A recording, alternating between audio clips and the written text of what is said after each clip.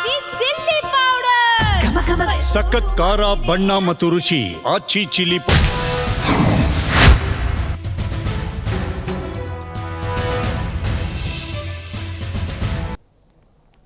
ನಮಸ್ಕಾರ. ಮೆಗಾ ಸುದ್ದಿ ವಿಶೇಷ ಕಾರ್ಯಕ್ರಮಕ್ಕೆ ಸ್ವಾಗತ. ನಾನು ಹೇಮಕುಮಾರ್. ಬೀದಿ ನಾಯಿಯ ಹಾವಳಿಯಿಂದ ಜನ ಬೇಸತ್ತು ಹೋಗಿದ್ದಾರೆ. ಸೊ ಈಗ ಬೀದಿ ನಾಯಿಯನ್ನು ಕಡಿವಾಣ ಹಾಕೋದಕ್ಕೆ GBA ಮುಂದಾಗಿದೆ. ಅಂದರೆ ಸುಪ್ರೀಂ ಕೋರ್ಟ್ ಆದೇಶದಂತೆ ಈಗ ಶೆಲ್ಟರ್ ನಿರ್ಮಾಣ ಮಾಡೋದಕ್ಕೆ ಅಧಿಕಾರಿಗಳು ಮುಂದಾಗಿದ್ದಾರೆ. ಸೊ ಹಂಗಾಗಿ ಇದ್ದಕ್ಕಿದ್ದಾಗೆ ಗುಂಪನ್ನು ಕಟ್ಕೊಂಡು ನಾಯಿಗಳು ಅಟ್ಯಾಕ್ ಮಾಡ್ತಾ ಇರುವಂಥ ಹಿನ್ನೆಲೆಯಲ್ಲಿ ಪ್ರಮುಖವಾಗಿ ಚಿಕ್ಕ ಮಕ್ಕಳ ಮೇಲೆ ಅಟ್ಯಾಕ್ ಜಾಸ್ತಿ ಆಗ್ತಾ ಇದೆ. ಈ ಬೀದಿ ನಾಯಿಯ ಅಟ್ಯಾಕ್ನಿಂದಾಗಿ ಪ್ರಾಣವನ್ನು ಕಳೆದುಕೊಂಡಿದ್ದಾರೆ. ಸೊ ಹಂಗಾಗಿ ಇದೆಲ್ಲವೂ ಕೂಡ ಇದಕ್ಕೆ ಕಡಿವಾಣ ಸಿಗಬೇಕು ಅಂತೇಳಿ ಅಧಿಕಾರಿಗಳು ಒಂದು ಹೆಜ್ಜೆ ಮುಂದಕ್ಕೆ ಹೋಗಿ ಈಗ ಬೀದಿ ನಾಯಿಗಳಿಗೆ ನಾನ್ ವೆಜ್ ಊಟವನ್ನು ಕೊಡಲಿಕ್ಕೆ ಮುಂದಾಗಿದ್ದಾರೆ. ಜೊತೆಗೆ ಪ್ರತ್ಯೇಕವಾಗಿರುವಂಥ ಸ್ಥಳವನ್ನು ನಿರ್ಮಾಣ ಮಾಡಬೇಕು ಅನ್ನೋದು ಈಗಾಗಲೇ ಸ್ಥಳವನ್ನು ಕೂಡ ನೋಡಿದ್ದಾರೆ, ಎಲ್ಲೆಲ್ಲಿ ನಿರ್ಮಾಣ ಮಾಡಬೇಕು ಅಂತೇಳಿ. ಬಟ್ ಇದಕ್ಕೆ ಎಷ್ಟು ಖರ್ಚಾಗತ್ತೆ ಅಂತ ಹೇಳಿದ್ರೆ 16 ರಿಂದ 18 ಕೋಟಿ ರೂಪಾಯಿ ಖರ್ಚಾಗತ್ತೆ. ಬಟ್ ಈಗ ಚರ್ಚೆ ಆಗ್ತಾ ಇರೋದು, ಪರವಿರೋಧ ಚರ್ಚೆ ಆಗ್ತಾ ಇದೆ, ಬೀದಿ ನಾಯಿಗಳಿಗೆ ಈ ರೀತಿಯ ಐಷಾರಾಮಿ ಜೀವನ ಅಥವಾ ಆರೈಕೆ ಅವಶ್ಯಕತೆ ಇತ್ತಾ ಅನ್ನೋದು. ಸ್ಕೂಲ್ ಮಕ್ಕಳ ಮೇಲೆ ಇಲ್ಲದೆ ಇರುವಂಥ ಕಾಳಜಿಗಳು. ಈಗ ಸ್ಕೂಲಲ್ಲಿ, ಶಾಲೆಗಳಲ್ಲಿ ಮಧ್ಯಾಹ್ನದ ಬಿಸಿ ಊಟ ಏನಿರುತ್ತೆ, ರೈಸು ಸಾಂಬಾರು ಅಷ್ಟೇ ಇದೆ. ಅಲ್ಲಿ ಯಾವುದೇ ರೀತಿಯ ಪ್ರೋಟೀನ್ ಇರುವಂಥ ಫುಡ್ ಇಲ್ಲವೇ ಇಲ್ಲ. ಬಟ್ ಇಲ್ಲಿ ನಾಯಿಗಳಿಗೆ ಅಷ್ಟೊಂದು ಪ್ರೀತಿ ಯಾಕೆ ಅನ್ನೋದು ಬೇಡ ಅಂತೇನಿಲ್ಲ. ಬಟ್ ಈ ರೀತಿಯ ಚರ್ಚೆ ಆಗ್ತಾ ಇದೆ. ಮೊದಲು ಮಾನವ ಜೀವಕ್ಕೆ ಬೆಲೆ ಕೊಡಿ ಅನ್ನುವಂಥ ಚರ್ಚೆಗಳು ಜಾಸ್ತಿ ಆಗ್ತಾ ಇದೆ. ಸೊ ಹಂಗಾಗಿ ಈಗ ಸರ್ಕಾರ ತೆಗೆದುಕೊಂಡಿರುವಂಥ ನಿರ್ಧಾರ ಇದೆಯಲ್ಲ, ಇದು ಸರಿಯಾಗತ್ತಾ? ಇದು ಸಮಸ್ಯೆಗೆ ಪರಿಹಾರ ಅಥವಾ ಸಮಸ್ಯೆಯ ವಿಸ್ತಾರವೇ? ಎಲ್ಲದರ ಬಗ್ಗೆ ಚರ್ಚೆ ಮಾಡ್ತಿದೆ ಇವತ್ತಿನ ವಿಶೇಷ. ಬೀದಿ ನಾಯಿಗಳಿಗೆ 18 ಕೋಟಿ ವೆಚ್ಚ.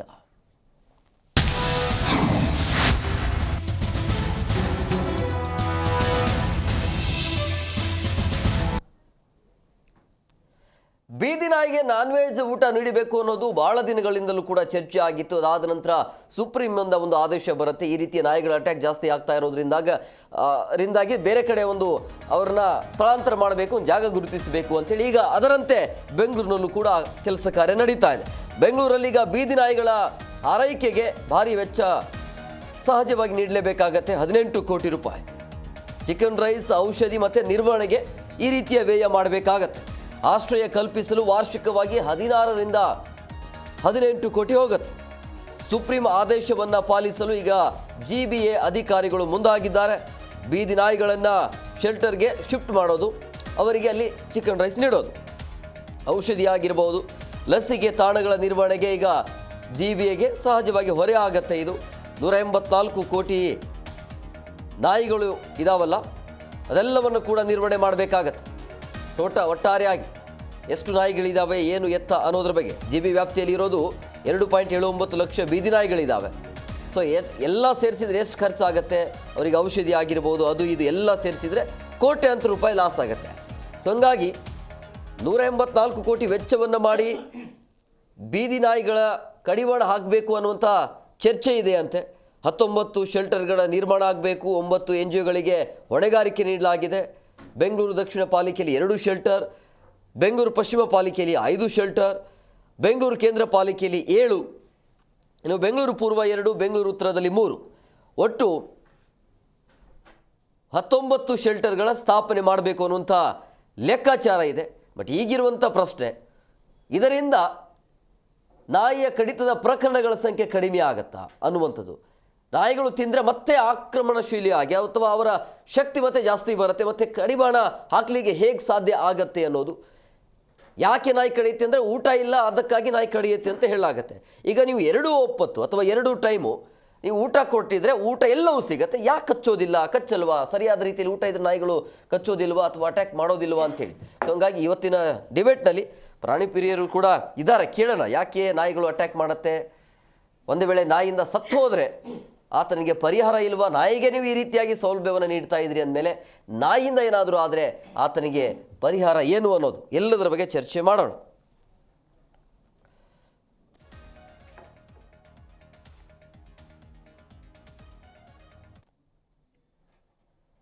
ಈ ಬಗ್ಗೆ ಮಾತನಾಡೋದಕ್ಕೆ ಅತಿಥಿ ಅವರು ಜಾಯ್ನ್ ಆಗಿದ್ದಾರೆ. ನಾನು ಕಾರ್ಯಕ್ರಮಕ್ಕೆ ವೆಲ್ಕಮ್ ಮಾಡ್ತೀನಿ. ಮೊದಲನೇದಾಗಿ ಸಾಮಾಜಿಕ ಕಾರ್ಯಕರ್ತರಾಗಿರುವಂಥ ಕಿಶೋರ್ ಕುಮಾರ್ ಅವರು, ಸರ್ ಕಾರ್ಯಕ್ರಮಕ್ಕೆ ಆತ್ಮೀಯವಾದಂಥ ಸ್ವಾಗತ.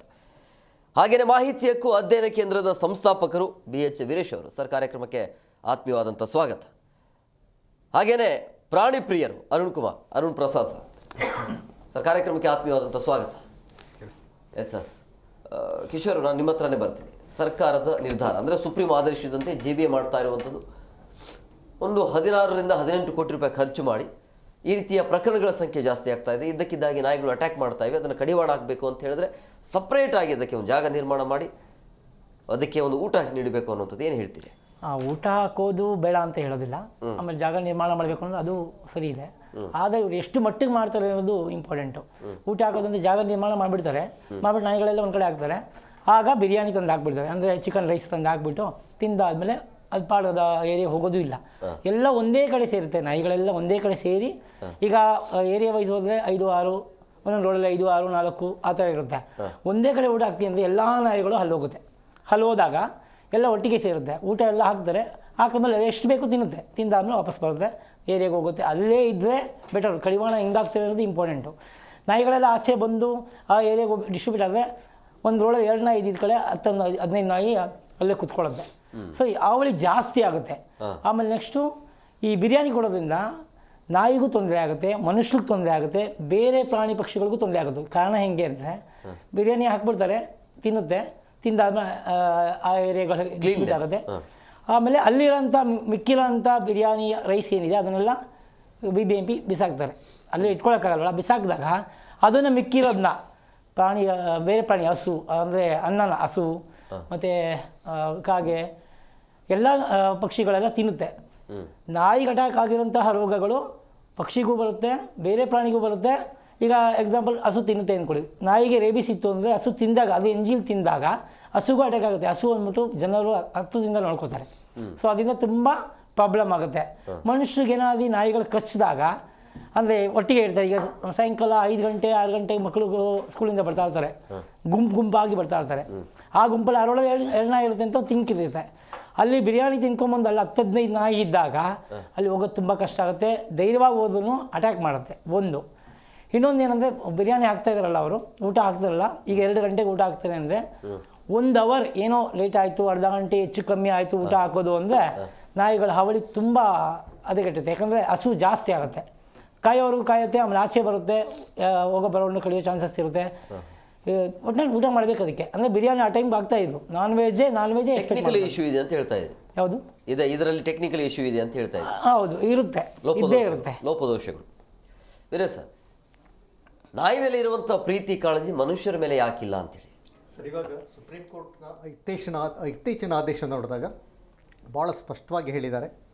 ಶಾಲೆಗಳು, ಸರ್ಕಾರಿ ಕಚೇರಿಗಳು ಅಂದರೆ ಸಾರ್ವಜನಿಕ ಸ್ಥಳಗಳಲ್ಲಿ ಇರ್ತಕ್ಕಂಥ ನಾಯಿಗಳನ್ನು ಇನ್ನು ಸ್ಥಳಾಂತರಿಸಬೇಕು, ಅವುಗಳಿಗೆ ಶೆಲ್ಟರ್ ಮಾಡಲೇಬೇಕು ಅಂತಕ್ಕಂಥದ್ದು ಇವಾಗ ಸುಪ್ರೀಂ ಕೋರ್ಟ್ ಆದೇಶ ಇರತಕ್ಕಂಥದ್ದು. ಇದನ್ನು ಪಾಲಿಸಬೇಕಾಗಿರತಕ್ಕಂಥದ್ದು ಎಲ್ಲ ಸರ್ಕಾರ ಮತ್ತು ಸರ್ಕಾರಿ ಸ್ಥಳೀಯ ಸಂಸ್ಥೆಗಳ ಕರ್ತವ್ಯ. ಈಗ ಮತ್ತೆ ನಾವು ಬೀದಿನಲ್ಲೇ ಯಾಕೆ ಬಿಡಬಾರ್ದು, ಈ ಚರ್ಚೆ ಮಾಡೋದರಿಂದ ಪ್ರಯೋಜನ ಇಲ್ಲ. ಈಗ ಇದು ಕಡ್ಡಾಯವಾಗಿ ಮಾಡಬೇಕಾಗಿರ್ತಕ್ಕಂಥದ್ದು. ಸರ್, ಈಗ ನಾವು ನೋಡ್ತಾ ಇದ್ದೀವಿ ಯಾಕೆ ಸುಪ್ರೀಂ ಕೋರ್ಟ್ ಈ ಆದೇಶವನ್ನು ಮಾಡೋದು ಪ್ರಯೋಜನ ಇಲ್ಲ ಅಂತಲ್ಲ ಹೇಳ್ತಾ ಅಲ್ಲ, ಹಾಗಲ್ಲ. ದೆರ್ ಇಸ್ ನೋ ಇದು ಏನು 18 ಕೋಟಿ ರೂಪಾಯಿ ನೀವು ಕೊಡ್ತಾ ಇದ್ದೀರಿ. ಸುಪ್ರೀಂ ಕೋರ್ಟ್ ಆದೇಶಕ್ಕೆ ವಿರುದ್ಧವಾಗಿ ನಾವೇನು ಮಾಡ್ಲಿಕ್ಕೆ ಸಾಧ್ಯನೇ ಇಲ್ಲ. ಇವಾಗ ಸರ್ಕಾರ ಸಮಸ್ಯೆ ಪರಿಹಾರ ಆಗತ್ತೆ ಅನ್ನೋದು ಆಗಲೇಬೇಕಿಲ್ಲ. ಅದು ಸುಪ್ರೀಂ ಕೋರ್ಟ್ ಭಾಳ ಯೋಚನೆ ಮಾಡಿ ಇದೊಂದು ಆದೇಶವನ್ನು ಮಾಡಿರ್ತಕ್ಕಂಥದ್ದು. ಎಲ್ಲ ಇದನ್ನು ಕೂಡ ವಾದ ವಿವಾದ ಆಲಿಸಿದ್ರು, ಪ್ರಾಣಿಪ್ರಿಯರದು ಕೇಳಿದರು, ಮತ್ತು ಭಾಳಷ್ಟು ಪತ್ರಿಕಾ ವರದಿಗಳು, ಮಾಧ್ಯಮಗಳ ವರದಿಗಳು, ಇವೆಲ್ಲ ಆಧಾರದ ಮೇಲೆ ಕೊನೆಗೆ ಸುಪ್ರೀಂ ಕೋರ್ಟ್ ಒಂದು ಭಾಳ 3 ಮಂದಿಯ ಪೀಠ ಭಾಳ ಒಂದು ಅತ್ಯುತ್ತಮವಾದಂಥ ಒಂದು ಆದೇಶವನ್ನು ಮಾಡಿರ್ತಕ್ಕಂಥದ್ದು. ಇವಾಗ ಅದಕ್ಕೆ ಪರಿಹಾರ ಕೇಂದ್ರಗಳನ್ನು ಮಾಡಬೇಕು ಅಂತಕ್ಕಂಥದ್ದು ಓಕೆ. ಆದರೆ ನಮ್ಮ ಏನಾಗಿದೆ ಗೌರ್ಮೆಂಟ್ ಮೆಷಿನರಿ ಅಥವಾ ನಮ್ಮ ಫಾರ್ ಎಕ್ಸಾಂಪಲ್ ನಮ್ಮ GBA ಇರ್ಬೋದು, ಇವರು ಯಾವುದೇ ಕಾರ್ಯಕ್ರಮಗಳನ್ನು ನಾವು ನೋಡ್ತಾ ಇದ್ದೀವಿ ಕಳೆದ 20 BBMP ಇರ್ಬೋದು, ಈಗ GBA ಯಾವುದೇ ಕಾರ್ಯಕ್ರಮಗಳನ್ನು ಕೂಡ ಸಮರ್ಪಕವಾಗಿ ಅನುಷ್ಠಾನ ಮಾಡ್ತಾ ಇಲ್ಲ. ABC ಪ್ರೋಗ್ರಾಮಲ್ಲಿ ಕೂಡ ದುಡ್ಡನ್ನು ಹೊಡೆದ್ರು. ಬಹು ಬಿರಿಯಾನಿ ಅಂತ ಹೇಳಿ ಹಾಕಿದಾಗ ಕೊನೆಗೆ ಸಾರ್ವಜನಿಕ ವಿರೋಧ ಬಂದಾಗ ಅದನ್ನು ವಾಪಸ್ ಪಡೆದರು. ಇವತ್ತು ಕೂಡ ಕಾರ್ಪೊರೇಷನ್ನಲ್ಲಿ ಈ ಬೀದಿ ನಾಯಿಗಳ ಬಗ್ಗೆ ಒಂದು ಇರ್ತಕ್ಕಂಥ ಒಂದು ಏನು ಅಧಿಕಾರಿಗಳ ತಂಡವೂ ಇಲ್ಲ, ಒಂದು ಇಲಾಖೆಗೂ ಕೂಡ ಇಲ್ಲ. ಇದಕ್ಕೆ ಒಂದು ಈ ವೆಟರ್ನರಿ ಡಾಕ್ಟರ್ಸ್ ಇದ್ದಾರೆ, ಅವ್ರಿಗೇನು ಅಂದರೆ ಮುಖ್ಯವಾದ ಕೆಲಸ ಲೈಸೆನ್ಸ್ಗಳನ್ನು ಕೊಡ್ತಕ್ಕಂಥದ್ದು. ಆದರೆ ಇವತ್ತೇನಾಗಿದೆ, ಈ ಬೀದಿ ನಾಯಿಗಳ ಸಮಸ್ಯೆ ಯಾಕೆ ಇವತ್ತಾಗಿದೆ ಅಂದರೆ ಸರ್ ನೋಡಿದ್ವಿ, ಈಗ ಮಹಾಂತೇಶ್ ಬೀಳಿಗೆಯವರ ಸಾವು ಒಂದು ನಾಯಿ ರಸ್ತೆಯಲ್ಲಿ ಅಡ್ಡ ಬಂದಾಗ ಅದನ್ನು ತಪ್ಪಿಸ್ಲಿಕ್ಕೆ ಹೋಗಿ ಸಾವಾಗಿರ್ತಕ್ಕಂಥ ಇದಷ್ಟು. ಹೀಗಾಗಿ ಬೀದಿ ನಾಯಿಗಳ ಹಾವಳಿಯಿಂದ ಭಾಳಷ್ಟು ಜನ ಸಾವನ್ನಪ್ತಾ ಇದ್ದಾರೆ. ಅದರ ಬಗ್ಗೆ ಭಾಳಷ್ಟು ವರದಿಗಳು ಬರ್ತಾ ಇದೆ. ಮತ್ತು ಮಕ್ಕಳ ಮೇಲೆ ಹಲ್ಲೆ ಆಗಿರ್ತಕ್ಕಂಥದ್ದು, ವೃದ್ಧರ ಮೇಲೆ ಹಲ್ಲೆ ಆಗಿರ್ತಕ್ಕಂಥದ್ದು, ಒಬ್ಬೊಬ್ಬರೇ ನಡುರಾತ್ರಿಯಲ್ಲಿ ಓಡಾಡಬೇಕಾಗಿರ್ತಕ್ಕಂಥದ್ದು. ಹೀಗಾಗಿ ಸ್ಥಳಾಂತರ ಮಾಡ್ತಕ್ಕಂಥದ್ದು ಅವಶ್ಯಕ, ಅದು ತೀರ್ಪು ಸರಿಯಾಗಿರ್ತಕ್ಕಂಥದ್ದು. ಆದರೆ ಸರಿಯಾದ ಅನುಷ್ಠಾನ ಆಗ್ತಾ ಇಲ್ಲ ಹೀಗಾಗಿ ಈ ಅನುಷ್ಠಾನ ಸರಿಯಾಗಿ ಆಗಬೇಕು. ಆ ಹಣ ಏನು ಈಗ ಹೇಳಿದ್ರಿ ಬ್ಯಾಂಗ್ಳೂರು ಸಿಟಿಯಲ್ಲಿ 19 ಶೆಲ್ಟರ್ಗಳನ್ನು ಮಾಡ್ತೀವಿ ಅಂತ. ಸರ್, ಇದುವರೆಗೂ ಕೂಡ ಅವರು ಎಲ್ಲಿ ಮಾಡ್ತಾಯಿದ್ದೀವಿ ಜಾಗಗಳನ್ನು ಕೂಡ ಗುರುತಿಸಿಲ್ಲ. ಸುಮ್ಮನೆ ಇವೆಲ್ಲ ಬರೀ ಕಾಗದದ ಮೇಲೆ ಉಳಿದಿದೆಯೇ ಹೊರತು ಅವರ ಪ್ರಾಜೆಕ್ಟ್ಸು ಎಲ್ಲೂ ಕೂಡ ಅದು ಅನುಷ್ಠಾನ ಆಗ್ತಾಯಿಲ್ಲ. ಅದನ್ನು ಹೇಗೆ ಅನುಷ್ಠಾನ ಮಾಡಬೇಕು, ಅದಕ್ಕೆ ಸಿಬ್ಬಂದಿ ಇಲ್ಲ, ಅದಕ್ಕೆ ಬೇಕಾದಂಥ ಸಿಬ್ಬಂದಿ ಇಲ್ಲ, ಸ್ಥಳದ ಕೊರತೆ ಇದೆ, ವೈಜ್ಞಾನಿಕವಾಗಿ ಹೇಗೆ ಮಾಡಬೇಕು ಅನ್ನೋದ್ರ ಬಗ್ಗೆ ಒಂದು ಬ್ಲೂ ಪ್ರಿಂಟ್ ಕೂಡ ರೆಡಿ ಆಗಿಲ್ಲ. ಹೀಗಾಗಿ ಯಾವುದೇ ಸಿದ್ಧತೆ ಇಲ್ಲದಲ್ಲ ಇವರು 18 ಕೋಟಿ ರೂಪಾಯಿ ಹೇಗೆ ಅದನ್ನು ಅರೈವಾಗಿದ್ದಾರೆ ಅಂತಕ್ಕಂಥದ್ದು ಯಾರಿಗೂ ಕೂಡ ಗೊತ್ತಾಗ್ತಾ ಇಲ್ಲ. ಇದು ಹಣವನ್ನು ಲೂಟಿ ಹೊಡಿಲಿಕ್ಕೆ ಮಾಡ್ತಾ ಇರ್ತಕ್ಕಂತಹ GBA ಸ್ಕೀಮೇ ಹೊರತು ಖಂಡಿತ ಇವರ ಸ್ಕೀಮಿಂದ ಯಾವುದೇ ಸ್ಕೀಮ್ಗಳಿಂದ ಬೀದಿ ನಾಯಿಗಳ ಕಾಟದಿಂದ ಪರಿಹಾರ ಸಿಗ್ತಾ ಇಲ್ಲ ನಮಗೆ. Yes sir. ಅರುಣ್ ಸರ್, ದಿನಕ್ಕೆ 2 ಬಾರಿ ನಾನ್ ವೆಜ್ ಊಟ ಕೊಟ್ಟರೆ ಸಮಸ್ಯೆ ಸರಿ ಹೋಗುತ್ತಾ ನಾಯಿಗಳಿಗೆ? ಈಗ ನೋಡಿ, ಯಾಕೆ ಊಟ ಹಾಕಬೇಕು ನಾಯಿಗೆ? ಅಲ್ಲ, ಯಾಕೆ ಊಟ ಹಾಕಬೇಕು ಅಂದ್ರೆ ಅದು ಹೊಟ್ಟೆ ತುಂಬಿಸಬೇಕು ಅನ್ನೋ ನಿರ್ಧಾರ. ಇಲ್ಲ ಅಲ್ಲ, ನೀವು ಹೇಳ್ತಾ ಇದ್ರಿ ಯಾಕೆ ನೀವು ಅದರಿಂದ ಬರ್ತಾ ಯಾಕೆ ಹೊಟ್ಟೆ ಯಾಕೆ ಊಟ 10-15 ವರ್ಷದಿಂದ. ಯಾಕೆಂದ್ರೆ ಮನುಷ್ಯ ಕೇಳ್ತವೆ, ನಾಯಿಗಳು ಕೇಳೋದಿಲ್ಲ. ಸೊ ಹಂಗಾಗಿ ನಾವೇ ಅರ್ಥ ಮಾಡ್ಕೊಂಡು ದಿನಕ್ಕೆ 1-2 ಬಾರಿ ಊಟ ನೀಡಬೇಕು ಅನ್ನೋದು ಒಳ್ಳೆಯದು, ಖಾಲಿ ಹೊಟ್ಟೆಗಳನ್ನು ತುಂಬಿಸೋದು. ಬಟ್ ಹೇಳ್ತಾ ಇರೋದು ಸಮಸ್ಯೆಗೆ ಪರಿಹಾರ ಸಿಗತ್ತಾ ಊಟದಿಂದ ಅಂತ ನಾನು ಹೇಳ್ತಾ ಇರೋದು. ನೋಡಿ, ನಾಯಿ ಕಡಿತಗಳು ಮೊದಲು ಜಾಸ್ತಿ ಇರಲಿಲ್ಲ, ಇವಾಗ ನಾಯಿ ಕಡಿತ ಅಂತೇಳಿ ಎಲ್ಲ ಇದಾಗ್ತಾಯಿದೆ. ಮೊದಲು ಯಾಕೆ ಇವಾಗ ಊಟ ಹಾಕ್ಬೇಕಂತ ದೊಡ್ಡ ಪ್ರಶ್ನೆ. ಮೊದಲೆಲ್ಲ ಇರಲಿಲ್ಲ. ನಾನು ಬೆಂಗಳೂರಲ್ಲಿ 52 ವರ್ಷದಿಂದ ಇದ್ದೀನಿ. ಯಾಕೆ ಇಲ್ಲ ಅದು ಹೇಳ್ತೀನಿ. ಯಾಕೆ ಇವಾಗ ಹಾಕ್ಬೇಕು ನಾಯಿಗೆ ಅಂತೇಳ ಎಲ್ಲ ಪ್ರಾಣಿಗಳಿಗೂ ಯಾಕೆ ಹಾಕ್ಬೇಕಂದ್ರೆ 2016ರಲ್ಲಿ ಸಾಲಿಡ್ ವೇಸ್ಟ್ ಮ್ಯಾನೇಜ್ಮೆಂಟ್ ರೂಲ್ಸ್ ಅಂತೇಳಿ ತಂದರು. ಆ ರೂಲ್ಸ್ ತಂದ ಮೇಲೆ ಏನಾಯಿತು, ರೂಲ್ 15 ಸಬ್ ರೂಲ್ B ಅಲ್ಲಿ ಏನು ಹೇಳುತ್ತದೆ ಅಂದರೆ, ಒಣ ಕಸ ಹಚ್ಚಿ ಕಸ ಮನೆಯಿಂದಾನೇ ಕಸಗಳನ್ನ ಊಟ ಆಹಾರ ಇದಕ್ಕಿಂತ ಮುಂಚೆ 2016ಗಿಂತ ಹಿಂದೆ ತಲಾಂತರದಿಂದ 2016ವರೆಗೂ ಎಲ್ಲರೂ ಏನು ಮಾಡ್ತಾಯಿದ್ರು, ಅನ್ನನೆಲ್ಲ ಹೊರಗಡೆ ಕಸದ ತೊಟ್ಟಿಯಲ್ಲಿ ಹಾಕ್ಬಿಟ್ಟಿದ್ರು. ಕಾರ್ಪೊರೇಷನ್ ತೊಟ್ಟಿಯಲ್ಲಿ ಹಾಕ್ಬಿಡೋರು, ಹೊರಗಡೆ ಇಟ್ಬಿಡೋರು ಮನೆ ಮುಂದೆ. ಅವಾಗ ಏನಾಗ್ತಾಯಿತ್ತು, ಎಲ್ಲ ಪ್ರಾಣಿಗಳಿಗೂ ಹೊಟ್ಟೆಗೆ ಇಟ್ಟು ಬೀಳ್ತಾಯಿತ್ತು. ಇವಾಗೇನಾಯಿತು, ನಾವೇನು ಮಾಡ್ತೀವಿ, ಎಲ್ಲ ಪಟ್ಟಣ ಕಟ್ಬಿಟ್ಟು ಕಾರ್ಪೊರೇಷನ್ BBMP ಅವ್ರು ಬರ್ತಾರೆ, ಎಲ್ಲ ಅದರಲ್ಲಿ ಹಾಕ್ಬಿಡ್ತೀವಿ. ಅದರಲ್ಲಿ ಏನಾಗ್ತಾ ಇದೆ, ಪ್ರಕೃತಿಯ ನಿಯಮದ ವಿರುದ್ಧವಾಗಿ ಹೋಗ್ತದೆ. ಯಾಕಂದರೆ ಪ್ರಕೃತಿಯಲ್ಲಿ ಒಂದು ಜೀವಿದ ಆಹಾರ ಬಂದು ಇನ್ನೊಂದು ಜೀವಿಗೆ ಆಗ್ತದೆ. ಕೊನೆಗೆ ಯಾಕೆ ನಾವು ಸತ್ತ ಮೇಲೆ ನಾವು ನಮ್ಮ ಎಣನ ಊತಾಕಿದಾಗ ಅಲ್ಲಿ ಮಣ್ಣಲ್ಲಿರುವಂಥ ಕೆಲವು ಹುಳಗಳು ಆ ಎಣವನ್ನು ತಿನ್ನುತ್ತೆ, ಅದರ ಮತ್ತು ಗೊಬ್ಬರ ಮಾಡೋದು, ಅದೇ ಪ್ರಕೃತಿ ನಿಯಮ. ಇವಾಗ ಇದು ಮಾಡೋದ್ರಿಂದ ಏನಾಯಿತು, ನಾಯಿಗಳಂತಲ್ಲ ಸುಮಾರು ಪ್ರಾಣಿಗಳಿಗೆ ಏನಾಯಿತು, ಪಕ್ಷಿಗಳಿಗೆ ಆಹಾರನೇ ಇಲ್ಲ. ಸೊ ಇದರಿಂದ ಏನಾಯಿತು, ಆಹಾರ ಹಾಕಬೇಕು ಅಂತ ಒಂದು ಸನ್ನಿವೇಶ ಬಂತು. ಅವಾಗೇನಾಯಿತು, ಕಾನೂನಾತ್ಮಕವಾಗಿ ಹಾಕಬೇಕಂತ ಇರಲಿಲ್ಲ. ABC ರೂಲ್ಸ್ 2023 ರೂಲ್ 20 ಸಬ್ ರೂಲ್ 1 ಬಂದರಲ್ಲಿ ಏನಾಯಿತು, ಒಂದು ಕಡೆ ಕಿತ್ಕೊಂಡ್ರು. ಕೇಂದ್ರ ಸರ್ಕಾರದ ಕಾನೂನಲ್ಲಿ ಒಂದು ಕಡೆ ಅನ್ನ ಹಾಕೋದನ್ನ ಕಿತ್ಕೊಬಿಟ್ಟು ಅದನ್ನ ವಾಪಸ್ ಕೊಡಬೇಕಲ್ಲ. ಯಾಕಂದರೆ ಕಾನೂನಲ್ಲಿ ಒಂದು ಇದಿದೆ, ಡಾಕ್ಟ್ರಿನ್ ಆಫ್ ಪೇರೆಂಟ್ಸ್ ಪ್ಯಾಟ್ರಿ ಅಂದ್ಬಿಟ್ಟು. ಡಾಕ್ಟ್ರಿನ್ ಆಫ್ ಪೇರೆಂಟ್ಸ್ ಪ್ಯಾಟ್ರಿ ಅಂದರೆ ಸರ್ಕಾರ ಬಂದು ತಂದೆ ಸ್ಥಾನದಲ್ಲಿರೋದು, ಎಲ್ಲ ಸಕಲ ಜೀವರಾಶಿಗಳನ್ನು ನೋಡಿಕೊಳ್ಳುವಂಥ ಹೊಣೆ ಬಂದು ಸರ್ಕಾರದ್ದು. ಮತ್ತು ಅದು ನಮ್ಮ ಸಂವಿಧಾನ ಹೇಳ್ತದೆ, ಆರ್ಟಿಕಲ್ 51 AG ಅಡಿಯಲ್ಲಿ ಏನು ಹೇಳ್ತದೆ ಅಂದರೆ, ಎಲ್ಲ ಭಾರತೀಯ ನಾಗರಿಕರ ಮೂಲಭೂತ ಕರ್ತವ್ಯ ಆಗ್ತದೆ ದಯಾ ತೋರಿಸೋದು ಎಲ್ಲ ಸಕಲ ಜೀವರಾಶಿಗಳಿಗೆ. ಮನುಷ್ಯರೇ ಅಂತೇಳಲ್ಲ, ಪ್ರಾಣಿ ಪಕ್ಷಿಗಳು ವನ್ಯಜೀವಿಗಳು ಕಾಡು ಎಲ್ಲದಕ್ಕೂ ದಯಾ ತೋರಿಸ್ಬೇಕಂತಿದೆ. ಇವಾಗ ಒಂದು ಕಡೆ ಕಿತ್ಕೊಂಡ್ಮೇಲೆ ಅದಕ್ಕೆ ಊಟ ಕೊಡಬೇಕಲ್ಲಪ್ಪ. ಸೊ ಇದರಿಂದ ಏನಾಯಿತು, 2023ರಲ್ಲಿ ಕಾನೂನಾತ್ಮಕ ಬಂತು. ಮತ್ತು ಇದ್ರ ಜೊತೆಲಿ ಇವಾಗ ಏನಾಯಿತು, ಸುಮಾರು ಕಡೆ ಫೀಡರ್ಸ್ ಇದಾದರು. ಯಾವತ್ತೂ ನೋಡಿ, ಯಾವುದೇ ಪ್ರಾಣಿ ಆಗಲಿ ಏನೋ ಮನುಷ್ಯರು ಬಿಟ್ಟು ಎಲ್ಲ ಪ್ರಾಣಿಗಳು ಹೊಟ್ಟೆಗೆ ಇಟ್ಟು ಬಿದ್ದರೆ ತೆಪ್ಪಗೆ ಮಲ್ಕೊಬಿಡುತ್ತೆ. ಹೆಬ್ಬಾವನು ಅಷ್ಟೇ, ಹುಲಿ ಸಿಂಹ ಚಿರತೆ ಕರಡಿ ಎಲ್ಲನೂ ಅಷ್ಟೇ. ಹೊಟ್ಟೆ ತಿಂದಂದರೆ ಪ್ರಾಣಿಗಳಿಗೆ ಅದಕ್ಕೆ ತಿಂದಿದ ತಕ್ಷಣ ನಿದ್ದೆ ಮಾಡಿದ್ರೆ ಅದಕ್ಕೆ ಜೀರ್ಣ ಆಗೋದು. ನಾವು ಮನುಷ್ಯರು ತಿಂದು ಮಲಗ್ದಂದ್ರೆ ಅಜೀರ್ಣ ಆಗುತ್ತೆ, ದಪ್ಪ ಬಿಡ್ತೀವಿ. ಓಕೆ, ಸೊ ಇದು ನಾಯಿ ಆಹಾರ ಹಾಕ್ತಾರೆ. ಯಾಕೆ ಗೊತ್ತಾ, ಒಂದೊಂದು ಮೂಲ ಇದೆ ಯಾಕೆ ಆಹಾರ ಹಾಕಬೇಕು. ಇವಾಗ ನೋಡಿ, ಸುಪ್ರೀಂ ಕೋರ್ಟ್ ಸಾಹೇಬರು ಹೇಳ್ತಾಯಿದ್ರು, ಸುಪ್ರೀಂ ಕೋರ್ಟ್ ಹಿಂದೆ ಒಂದು ಇದರಲ್ಲಿ SLP 691 2009 ಅಡಿಯಲ್ಲಿ ಓಕೆ, ಆವಾಗ ಸಹ ಕಚ್ಚೋದು ಅದು ಇದೆಲ್ಲ ಇದು ಬಂತು. ಅವಾಗೇನಾಯಿತು, ನಾಯಿಗಳಿಗೆ ಸಂತಾನ ಶಸ್ತ್ರಚಿಕಿತ್ಸೆ ABC ಮಾಡಿ. ಯಾಕಂದರೆ ನಾಯಿಗಳು ಕಚ್ಚೋದು ಬಂದು ಎಲ್ಲರಿಗೂ ಗೊತ್ತಿದೆ, ಒಂದು ಬಂದು ಹೆಣ್ಣು ನಾಯಿ ಮರಿ ಹಾಕ್ತಾಗ ತಾಯ್ತನ ಓಕೆ, ತನ್ನ ಮರಿಗಳನ್ನು ಕಾಪಾಡುವಂಥ ಒಂದು ಶಕ್ತಿ ಆ ದೇವರು ಎಲ್ಲ ಹೆಣ್ಣಲ್ಲೂ ಕೊಟ್ಟಿದ್ದಾನೆ. ಪ್ರಾಣಿ ಆಗಲಿ, ಮನುಷ್ಯರಾಗಲಿ, ಪಕ್ಷಿ ಆಗಲಿ. ಯಾಕೆ ಕೋಳಿಗಳು ಸಣ್ಣ ವಯಸ್ಸಲ್ಲಿ ಅದನ್ನ ಚಿಕ್ಕ ಮರಿನ ಎತ್ತಕ್ಕೆ ಅಂದರೆ ಅಮ್ಮ ಕೋಳಿ ಕೊಕ್ಕಕ್ಕೆ ಬರೋದು. ಸೊ ಯಾವಾಗ ನಾವು ಆಪ್ರೇಷನ್ ಮಾಡ್ತೀವೋ ಮಕ್ಕಳಾಗಲ್ಲ. ನಾಯಿ ಮರಿ ಹಾಕಿಲ್ಲ ಅಂದರೆ ಅದಕ್ಕೆ ಆಕ್ರೋಶ ಎಲ್ಲಿಂದ ಬರ್ತದೆ? ನೆಕ್ಸ್ಟು ಇದು ಏನು ಮೇಟಿಂಗು, ಕಾಮ. ಇವಾಗ ಗಂಡು ನಾಯಿ ಹೆಣ್ಣು ನಾಯಿಗೆ ಇದು ಮಾಡಿಬಿಟ್ಟಂದರೆ ಅದೇನಾಗುತ್ತೆ, ಅದಕ್ಕೆ ಉದ್ರೇಕನೇ ಇರಲ್ಲ. ಯಾವಾಗ ಏನಾಗುತ್ತೆ, ಈ ಮೇಟಿಂಗೋಸ್ಕರ ಏನಾಗುತ್ತೆ, ಕೆಲವು ಗಂಡು ನಾಯಿಗಳು ಹೆಣ್ಣು ನಾಯಿನ ಹುಡ್ಕೊಂಡು ಹೋಗುತ್ತೆ. ಅದು ಇದು ಮಾಡಿಬಿಟ್ರೆ ಎರಡನೇದು ಅದು ಇದಾಯಿತು. ಮೂರನೇದು ಆಪ್ರೇಷನ್ ಮಾಡ್ದಂದ್ರೆ, ಅದು ನಾನು ಇವಾಗಿರೋ ಸುಪ್ರೀಂ ಕೋರ್ಟ್ ತೀರ್ಪು ಸ್ವಲ್ಪ ಅದು ಇದಾಗ್ತಾ ಇದೆ. ಆಪ್ರೇಷನ್ ಮಾಡಿದ್ರೆ ಅಲ್ಲೇ ತಂದು ಬಿಡಬೇಕಂತಿದೆ. ಯಾಕೆ ಗೊತ್ತಾ, ಎಲ್ಲ ನಾಯಿಗಳು ಆ ಟೆರಿಟರಿ, ಆ ಜಾಗದ ಇಲಾಖೆ ಏರಿಯಾದು ನಾಯಿಗಳದು, ಅದನ್ನ ಬೇರೆ ಕಡೆ ಬಿಟ್ಟಂದರೆ ಅಲ್ಲಿರೋ ನಾಯಿಗಳು ಇದಕ್ಕೆ ಗಲಾಟೆ ಮಾಡುತ್ತೆ. ಅದಕ್ಕೆ ಸುಪ್ರೀಂ ಕೋರ್ಟರು ಅಲ್ಲೇ ತಂದು ಬಿಡಿ ಅಂತ ಹೇಳಿದ್ರು. ಮತ್ತು ನಾಲ್ಕನೇದು ಆಹಾರ. ಆಹಾರ ಮುಖ್ಯ. ಮೊದಲು ಏನಾಗ್ತಾಯಿತ್ತು, ಆ ರೋಡಲ್ಲಿರೋ ನಮ್ಮ ಏರಿಯಾ ನಾಯಿಗಳಿಗೆ ನಾವು ಹೊರಗಡೆ ಅನ್ನ ಇಟ್ಬಿಡ್ತಾಯಿದ್ವಿ. ಮೊದಲೆಲ್ಲ ಏನು, ಅನ್ನ ರಾತ್ರಿ ಜಾಸ್ತಿ ಆಗ್ಬಿಟ್ಟದೆ, ನಾಯಿಗೆ ಹೊರಗಡೆ ಚೆಲ್ಬಿಡಪ್ಪ, ನಾಯಿಗೆ ಇರಲಿ, ನಾಯಿಗೆ ಹಾಕ್ಬಿಡೋದ, ಕನ್ನಡದಲ್ಲಿ ಹೇಳ್ತಾರೆ, ನಾಯಿಗೆ ಹಾಕ್ಬಿಡೋದು ಅಂದ್ಬಿಟ್ಟು. ಕೆಲವ್ರು ಮಾಡಿ ಮೇಲೆ ಕಾಗೆಗೆ ಇಡ್ತಾಯಿದ್ರು. ಇವಾಗ ಅದು ಕಾರ್ಪೊರೇಷನ್ ಮೇಲೆ ಏನಾಗ್ತದೆ, ನಾಯಿಗೆ ಎಲ್ಲೂ ಹಾಕಲ್ಲ, ಎಲ್ಲ ಕಸದ ಮನೇಲಿ ಕಿಚನಲ್ಲಿ ಇದರಲ್ಲಿ ಹಾಕ್ಬಿಡ್ತಾರೆ. ಅದನ್ನ ಪಟ್ಟಣ ಕಟ್ಬಿಟ್ಟು ಇದು ಕಳಿಸ್ಬೇಕು, ಗೊಬ್ಬರ ಆಗ್ಬಿಡುತ್ತೆ, ಪ್ರಾಣಿಗಳಿಗೆ ಇದಿಲ್ಲ. ಸೊ ಆ ಒಂದು ಉದ್ದೇಶಕ್ಕೋಸ್ಕರ ಇವಾಗ ನಾವು ಆಹಾರ ಹಾಕಬೇಕಾಗುತ್ತೆ. S, okay. ಕಿಶೋರ್ ಅವರೇ, ಈಗ ನಾಯಿಗಳಿಂದ ಏನೆಲ್ಲ ಸಮಸ್ಯೆ ಆಗ್ತೈತೆ? ಯಾಕಂದರೆ ನೀವು ಸಾಮಾಜಿಕ ಕಾರ್ಯಕರ್ತ ಆಗಿರೋದ್ರಿಂದಾಗಿ ಲೋಕಲ್ ನಿಮಗೆ ಮಾಹಿತಿ ಕೊಡ್ತಾನೆ ಇರ್ತಾರೆ. ಇದ್ದಕ್ಕಿದ್ದಾಗ ಅಟ್ಯಾಕ್ ಮಾಡೋದು, ಅಟ್ಯಾಕ್ ಆದ ತಕ್ಷಣ ಅಲ್ಲಿ ಚಿಕಿತ್ಸೆ ವ್ಯವಸ್ಥೆ ಹೇಗಿರುತ್ತೆ? ಇದೆಯಾ? ತಕ್ಷಣ ಸ್ಪಂದಿಸುವಂಥ ಅಧಿಕಾರಿಗಳಿದ್ದಾರಾ? ಸರ್ ಹೇಳೋದು, ನಾಯಿ ಊಟ ಆವಾಗ 2016 ಹಿಂದೆ ಊಟಗಳು ಸಿಗ್ತಾ ಇಲ್ಲ, ತಿಪ್ಪೆಗಳಲ್ಲಿ ತಿಂತಾ ಇತ್ತು, ಸತ್ಯ ಅದು. ಯಾಕಂದರೆ ಮಿಕ್ಕಿರೋದು ಅಂದರೆ ವೆಜ್ ಆಗಿರ್ಬೋದು, ನಾನ್ ವೆಜ್ ಆಗಿರ್ಬೋದು. ವೆಜ್ ಜಾಸ್ತಿ, ಅವಾಗೆಲ್ಲ ನಾನ್ ವೆಜ್ ಇಷ್ಟೊಂದು ಇರಲಿಲ್ಲ. ವೆಜ್ನ ಆಗ್ತಾಯಿದ್ರು, ತಿನ್ಕೊಂಡು ತೆಪ್ಪಗೆ ಇಡ್ತಿತ್ತು. ಅಂದರೆ ನಾಯಿ ಅಷ್ಟು ಹಾವಳಿ ಇಡ್ತಿರಲಿಲ್ಲ, ಹೋಗ ಬರೋದು, ಕಚ್ಚೋದು, ಇಡ್ತಿರಲಿಲ್ಲ. ಈಗ ಯಾಕೆ ಜಾಸ್ತಿ ಆಗಿದೆ ಅಂದರೆ ಸರ್, ಈಗ ನೀವು ಹೇಳ್ದಂಗೆ ಅಲ್ಲಿ ಊಟ ಇಲ್ಲ, ಯಾಕಂದರೆ ಅದನ್ನು ಕಸೋದಕ್ಕೆ BBMPಗೆ ಹಾಕ್ತಾರೆ. ಓಕೆ, ಈಗ ಮಟನ್ ಅಂಗಡಿ ಆಗಲಿ, ಚಿಕನ್ ಅಂಗಡಿಗಳಾಗಲಿ, ಈ ಕಬಾಬ್ ಸೆಂಟ್ರ್ಗಳಲ್ಲಾಗಲಿ, ಅಲ್ಲೆಲ್ಲ ನಾಯಿಗಳಿರುತ್ತೆ. ಅಲ್ಲೆಲ್ಲ ಊಟ ಆಕ್ಯುಪೇಟ್ ಮಾಡ್ಕೊಂಡ್ಬಿಟ್ಟಿರುತ್ತೆ. ಆಮೇಲೆ ನೆಕ್ಸ್ಟು ಅದನ್ನು ತೊಗೊಂಡೋಗಿ ಬಿಸಾಕಿರ್ತಾರಲ್ಲ, ಆ ತಿಪ್ಪೆಗಳಲ್ಲಿ ಜಾಸ್ತಿ ಆಗುತ್ತೆ. ಅದಕ್ಕೆ ಊಟ ಇಲ್ಲ ಅಂದ್ಬಿಟ್ಟು ಇವಾಗ ನಾವು ಯಾಕೆ ಬಿರಿಯಾನಿನೇ ಕೊಡಬೇಕು? ಮುಷ್ಟಾಂಗ ಭೋಜನ ಹಾಕಿದ್ರೆ ನಾಯಿಗಳಿಗೆ ಇನ್ನೂ ಹೆವಿ ಆಗುತ್ತೆ.